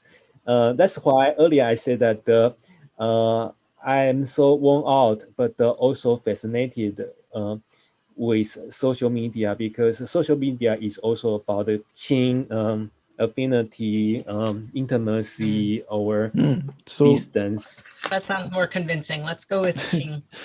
we can do two, but yeah, Ching and Zan, that's great. But, Yeah, I mm, guess I want to ask you one more question about social media, Ta-wei. Do you think it can go somewhere good? Do you have hope about the direction social media is going, or do you hope we can escape from it? hope. I think that so in fact is I admit that it's already very toxic, and it might be even more so in the future. And I uh, as a teacher in college, of course, I often envy how useful and energetic my students are. But meanwhile, I'm also very I'm also complacent and relieved that uh, I don't need to uh, uh, grow up in um, um, in a culture where social media evaluates everything about me or about my peers. Mm, I don't need to compete with my peers on social media because yeah, many of my peers or mm, colleagues are not active on social media at all. But my students are so concerned. They really calculate how many likes they get uh, every day, and do they get more likes than their peers? And do they need to go to the gym in mm, order to get more likes on Instagram? And I can sense their suffering, and I know that in the I can it's easier it's easy for all of us to foresee that the kids in the future, young people in the future, will suffer more from social media because everybody wants. Yeah. I was just gonna say I have a little sister who's 14, and I try to worry sometimes about like what she's going through dealing with social media, but it defeats my imagination.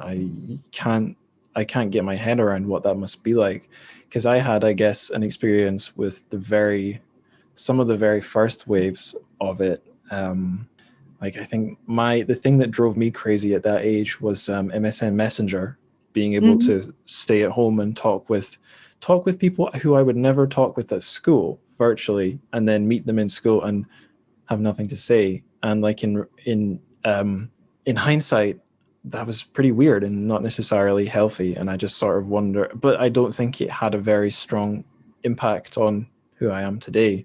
So I never know even how much I should be worrying and how much I should just trust kids like my little sister and kids her age to be able, growing up in that environment, to know what they're doing or possibly have no idea what they're doing. It just totally defeats my ability to make predictions.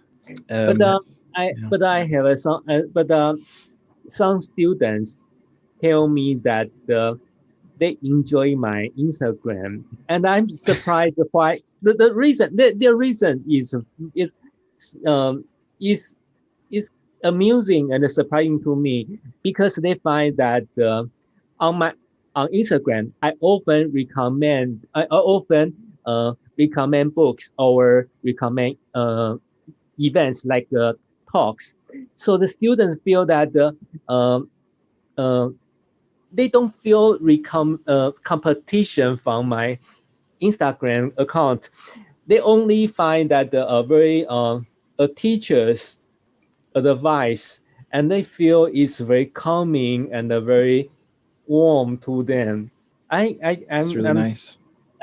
in fact I don't I think that is also in fact they can also they could have interpreted my intention to be patronizing, but they didn't think that way. But anyway, so my Instagram messages are less harmful than their peers. Yeah, that's an app that I hear a lot of people saying is an awful place for in terms of like mental health or just the way it distorts reality. And I found that in my own experience, and maybe this is because of how I use the app and who I am, I found it to be quite an upbeat, positive place in many ways. But maybe that's because of the things about it that might drive me crazy don't affect me so much. Whereas like Twitter is the one that I look at that and I get a headache, um, and I don't see much generosity there. Whereas like I don't know if that's similar to your experience, but like it seems easier on there to have a little bit of a sincere engagement without someone without having to worry about someone finding something to attack you for. I don't know, but the fact that you're able to be there as a teacher and you know be appreciated by your students, that's really nice. That's social media being good, I guess. Oh, I don't have anything much to add either. So Yeah. Okay. Well, let's just march on then. Next question, an even sillier one. If the membranes was a drink, what would it be? Oh, Yeah. I yeah. think you have an answer ready, right? Uh, I in fact the question to the question I want to nominate kombucha. And kombucha is something in fact relatively new to me, because when I see the jar, I think that yeah, I used to think that it was only a kind of ordinary drink, something to any other juice. But once I realized that actually it was developed in jars, and the jars look like the eggs in the famous science fiction film Aliens, because the jars look like okay, in the jars I see the jellyfish like stuff. And in fact at first I couldn't associate what I saw in the jars with kombucha I normally understood. So I think that the kombucha is quite but I know that I hear that it's healthy, so maybe it will be good, relevant and good to all of us. You've made me realize maybe the Ridley Scott film I kept talking about shouldn't have been Blade Runner. Maybe it should have been Alien, because I think it's especially in some of the later Alien films, motherhood, daughterhood, or Yeah, weird alternate ways to be yeah, born or to yeah, create yeah, yeah. life or to manipulate, transform, modify life. That's a parallel with the membranes. Although obviously in the membranes, that's a happier story, and in Alien, it's a horror story. But is there Uh, anything deeper we uh-huh. could say about that connection? In the but it's interesting that you brought it up. But it occurs to me that nowadays friends of my generation and I often tease each other by alluding to the film series Aliens, and how the okay the very uh, the queer parenting in the Aliens series. But my friends and I seldom talk about Blade Runners. Mm. I think that so in fact we so the aliens, the allusions to aliens are already in our everyday life. We refer to the characters very casually without thinking much. But the Blade Runner is in fact kind of distant to my everyday life. Mm. So I agree that the okay, and in addition, and the pandemic, people, the COVID-19 makes us pay more attention to the facial mask, the surge, the mask, and the mask Mm. really resemble the organisms in Alien. But the pandemic reminds us of the Alien movies, but not of Blade Runner. So Hmm. aliens certainly closer to us. Interesting. I've just remembered something I meant to bring up when you mentioned Terminator and the fact that those are Arnold Schwarzenegger movies. I think I'm just speaking very generally here. It's amazing the jumping off the how far we can get if we use some of these sci-fi films as a intellectual jumping off point, because it might be out of like Blade Runner, Alien, and Terminator, probably the easiest one for your average person to just dismiss and try to ignore would probably be Terminator, because it's like Arnold Schwarzenegger action movie, robots. That's three reasons someone might have to think this is like a movie for meatheads. There's nothing deep here. There's nothing weird here. But actually, like Terminator, it has all the cyborg stuff, and then the stuff with time, the future coming back to try and Yeah, construct yeah, yeah, past. yeah, That's a really weird idea the more you think about it. yeah, And then yeah. in the Alien films, people might instinctually write those off for so many reasons. We had those terrible Alien Predator crossover movies, and in these last two films, Prometheus and especially Alien Covenant, Ridley Scott. Yeah, yeah. I mean, I love Prometheus actually, but Alien Covenant made me want to bash my head against a wall. It was so disappointing. But we have to like, it's very fruitful if we either uh, get back to what made these films so captivating in the first place, or this is kind of what I like to do. If you're trying to use it as an intellectual exercise, forget the fact some of it is silly, some of the films are bad. There's still lots of interesting ideas. Like yeah, Alien yeah, yeah, Covenant has some really interesting stuff going on with yeah.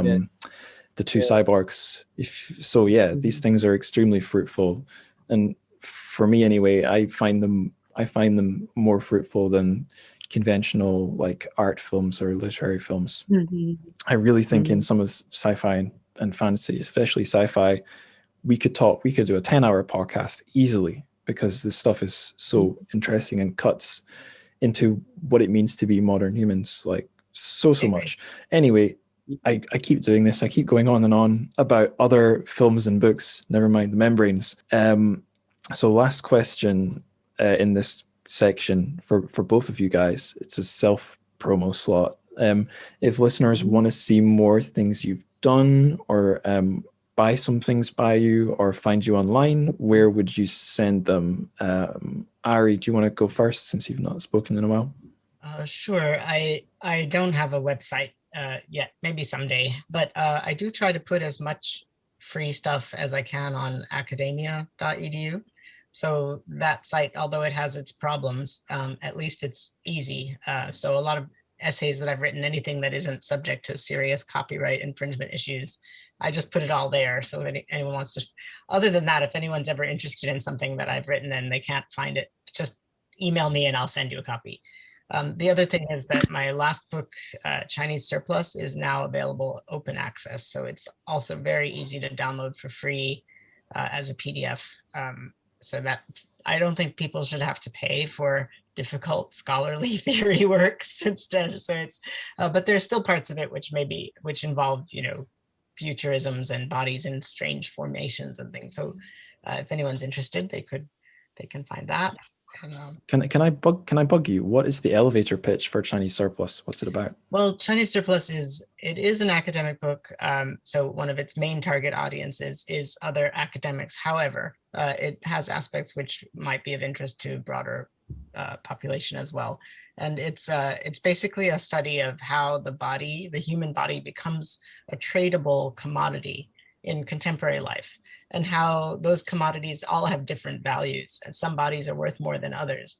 And in that book, I'm looking at Chinese bodies in particular and how they get evaluated as meaningful in the world, as as valuable in certain biomedical or artistic contexts. So the argument is one that you could apply in other areas as well, like African studies or African American studies or elsewhere. But in that case, in that book, I'm just looking at cases of Chinese bodies that have been sold or where a price tag has been attached in different contexts in the world, and trying to get underneath what produced that disparity of value of the human body. Great. I guess since that's open access, I'll when I'm putting the show notes together, I'll just pop a link for that one up for anyone who's sold on that elevator pitch. It's right there. The magic of open access. Awesome. Ta-wei, what about yourself? Yeah, I am very vain, so I have my own website, which is taweichi.com, TAWEICHI.com. And I just saw everything there. My the links to my Instagram, my Twitter, and so on. So although I'm critical of social media, I'm still subscribing to it. Fantastic. I mean, this is somewhat caused by the Great Firewall, but it's not so often that I'm covering an author on the show whose Twitter I can promote, or sometimes they have one, but they don't use it. So yeah, it's cool that we've got someone that listeners could quite easily follow. And even, I don't know, if a listener had a question for you, would you welcome it via social media? Oh yeah. Cool, in fact, so far this year, because thanks to Ari's translation, some readers of the review copies already gave me very wonderful recommendations of like arts or books they are working on, or they enjoy, and I learn a lot from them. Yeah, so awesome. I learn a lot from. So it's in fact I'm happy to interact with them. Fantastic. And that actually connects nicely with the next question. Recommendations. If our listeners want more like the membranes, other stuff they could read, where would you point them? As Ta-wei, do you want to go first? Okay, I will point out the two directions which my okay, and they are very different, but they are also books maybe you all might have known already. The first is as I mentioned many times, Qiu Miaojing's books. Qiu Miaojing is one of the best known, internationally known writers from Taiwan, and her two she's lesbian, and her two books are already available in English translation. One is translated. One of them is translated by Ari. The last word from Montmartre, and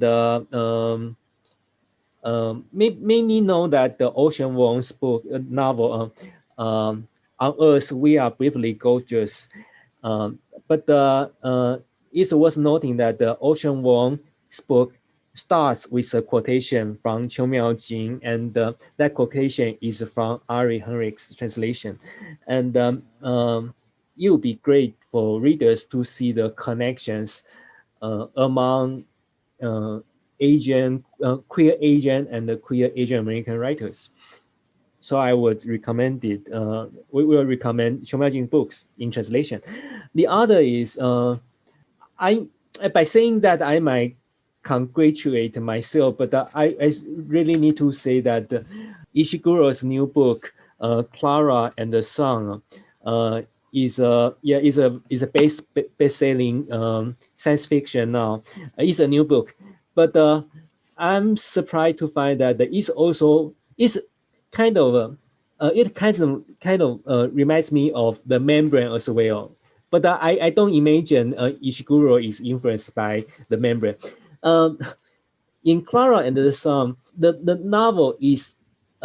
novel also focuses on a very strange relationship between a mother and a daughter.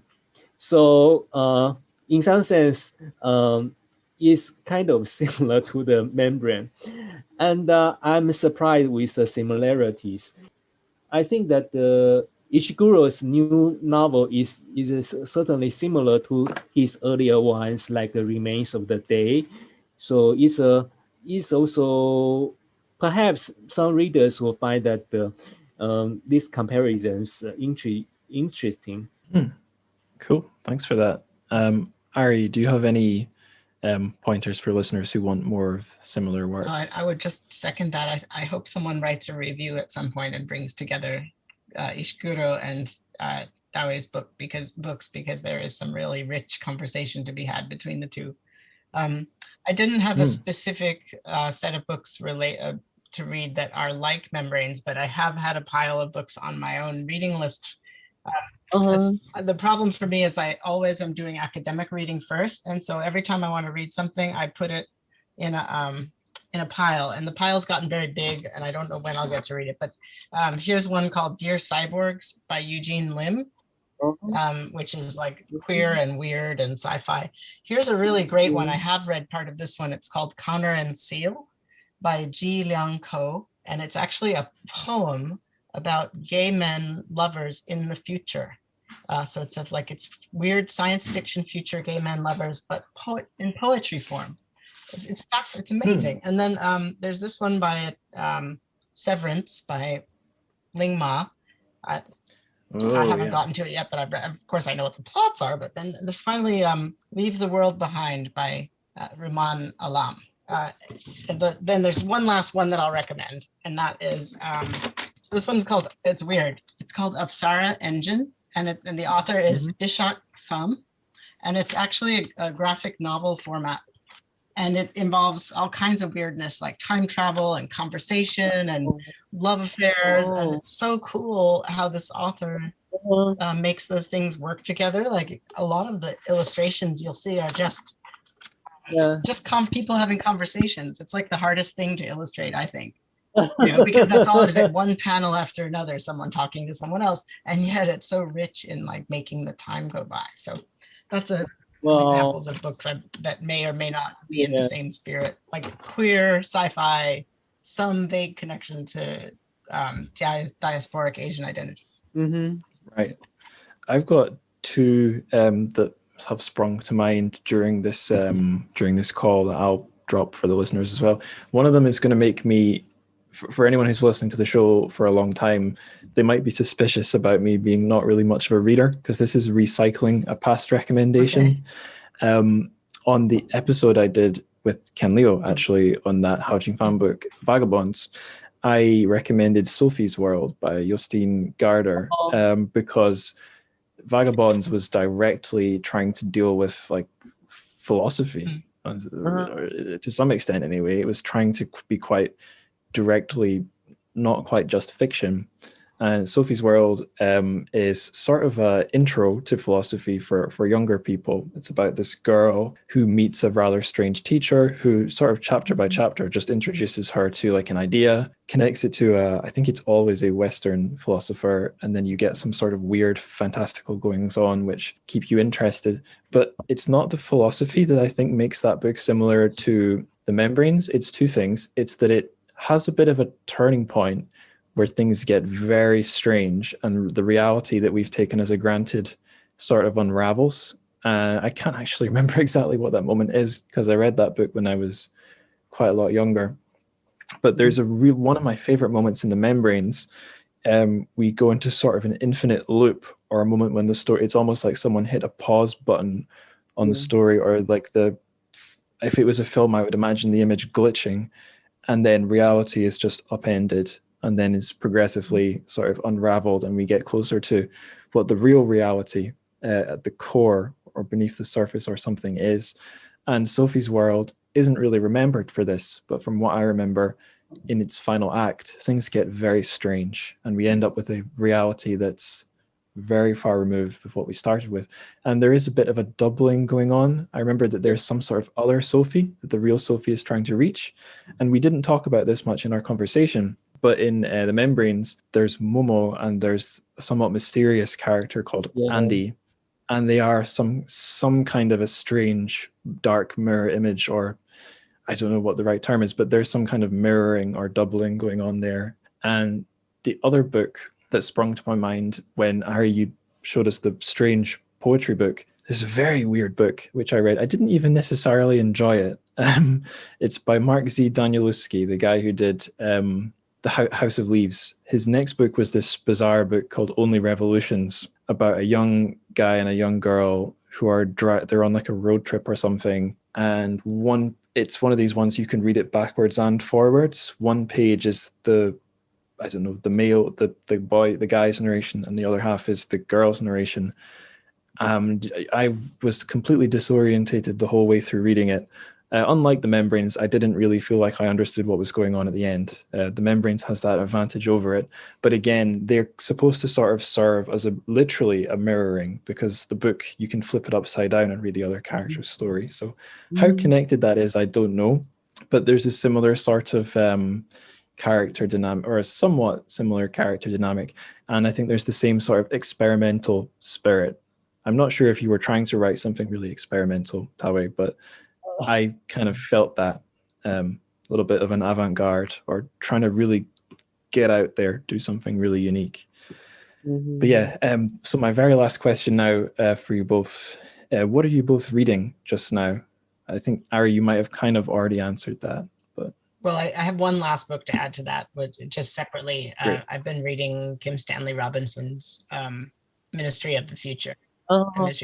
It's a big book, and so it's not one to eat in one meal, but it's very interesting. And actually, it comes back to earlier in our conversation, we were talking about optimism versus pessimism, and I would say that the book is actually, it falls on the optimistic side, because it imagines, what if everyone did cooperate?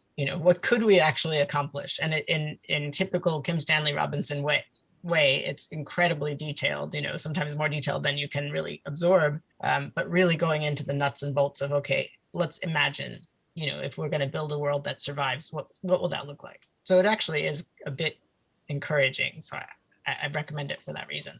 So long as it's a good read too, that's perfect. Ta-wei, what are you reading just now? In that I also got the Ministries of Future Ari just mentioned, but of course it's also on my pile.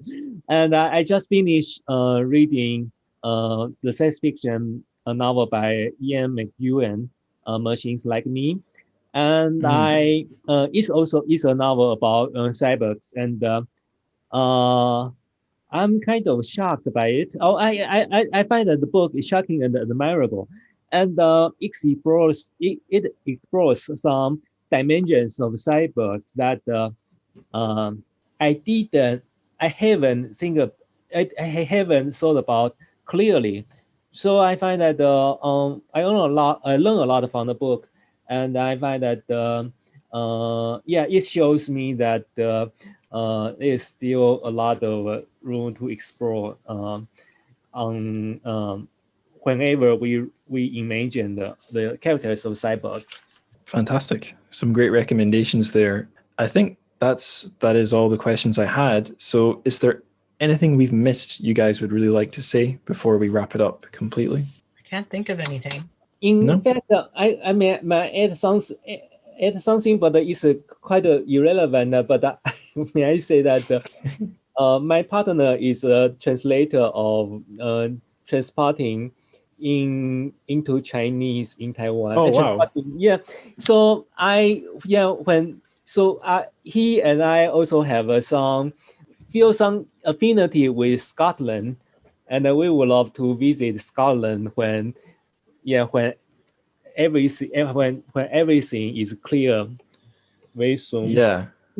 Well, I can tell you there's both good and bad news. Daily life in Scotland is usually not like an Irving Welsh novel, but it also can be sometimes. Everybody will be sober. Yeah, there is sobriety and drunkenness, but not just drunkenness. This is again not really relevant. Have either of you read his book, The Acid House, or have you heard of that? It's a short Oh story yeah, collection. yeah.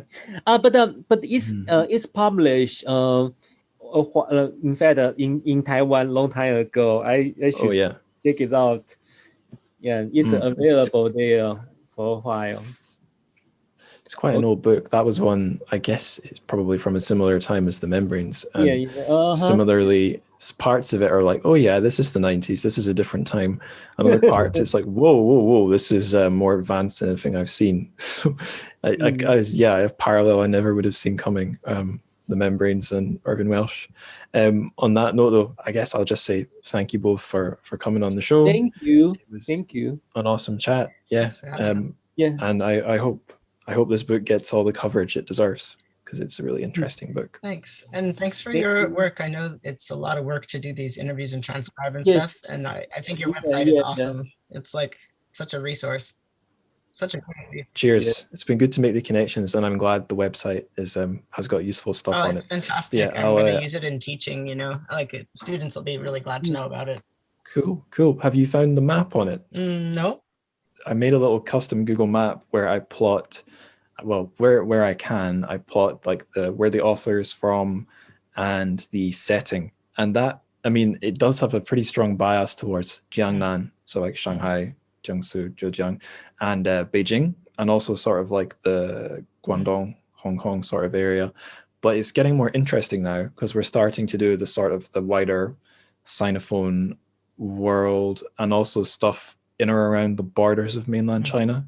So it's probably getting, well, it's probably, for a teaching perspective, it's probably got two uses: zoomed out, seeing the bigger picture, and then for like urban literature, zooming in on where everything is in Shanghai and Beijing. I'll have to take advantage of that function. Should be fun. So far, it's really cool. Yeah, anyway, I'm going to hit stop.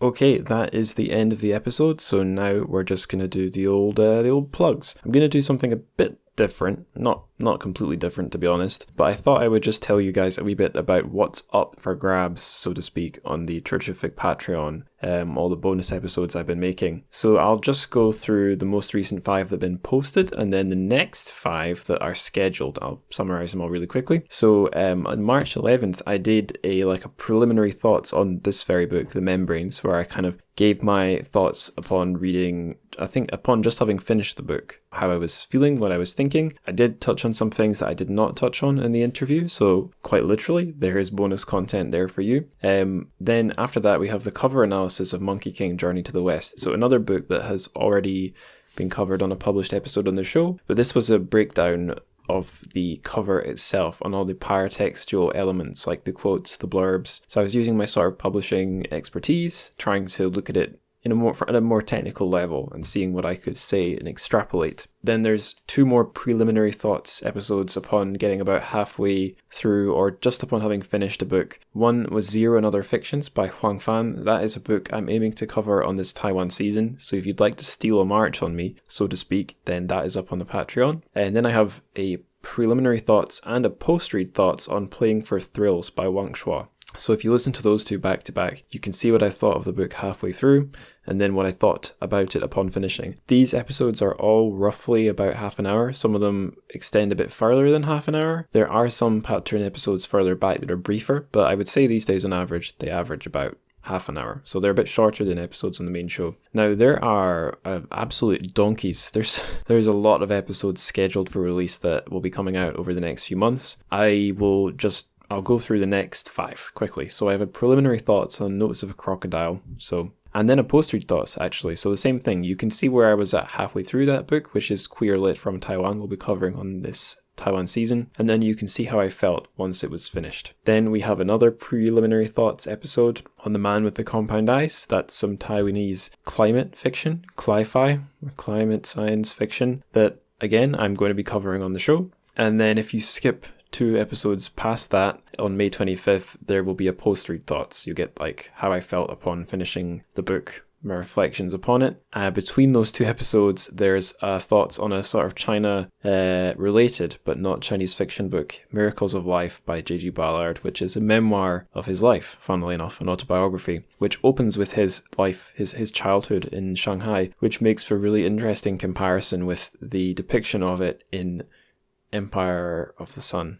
And Shanghai is pretty close to my heart, so there are some thoughts there. And then, screw it, I'll just tell you the other two that are queued up. One is another post-read thoughts. It's on Taipei people. So as you might guess, that's another book I'll be covering in this Taiwan season. It's kind of sort of more literary fiction. So that's a book that had some really crystalline, powerful moments, and I try to get some of those feelings across in this Patreon episode, and hopefully I'll get them across in the main feed too. And then last of all, yet more friggin' Chinese sci-fi, because I can't stay away from it. Post-read thoughts upon finishing a new Liu Cixin translation book of Ants and Dinosaurs, another Clash of Civilizations story. Don't know when I'll ever cover that on the main feed, but there'll be a bonus episode on that one up on June the 9th. So just $1 per month gets you access to the Patreon. There's more shows on there now than there are on the main feed, so it'll keep you occupied for a very long time. Unless, even if you do power through it minute by minute, there's hours and hours and hours and hours of content there for you now. Quite proud of it. And every bonus episode has a thumbnail that I'm mostly proud of them. There's a few shitty ones. The Playing for Thrills ones weren't as cool as I thought they were when I was making them, but there are some really nice ones too. Like the Zero Huangfan one, I think is a nice little piece of Photoshop art. But anyway, what can you do to help the show apart from signing up to the Patreon? Well, there are other ways to support the show too. You can find a support link on the main website, which is TrChFic.podbean.com. All sorts of goodies are up there on the main website, actually, like the TrChFic map that I mentioned to my unsuspecting guests at the end of the interview. Now, of course, though, the best thing you can do for the pod is nothing to do with money, really. It's just by spreading the word. So if you know anyone, friend, family, teacher, colleague, whatever, who might be interested in the show, tell them. Tell your cyborg twin. Tell your queer parent. Tell your super straight parent, if you have one. Tell, who else could you tell? Tell the little man that lives inside your computer who might be more real than you are. I don't know what that means either. Anyway, 再见.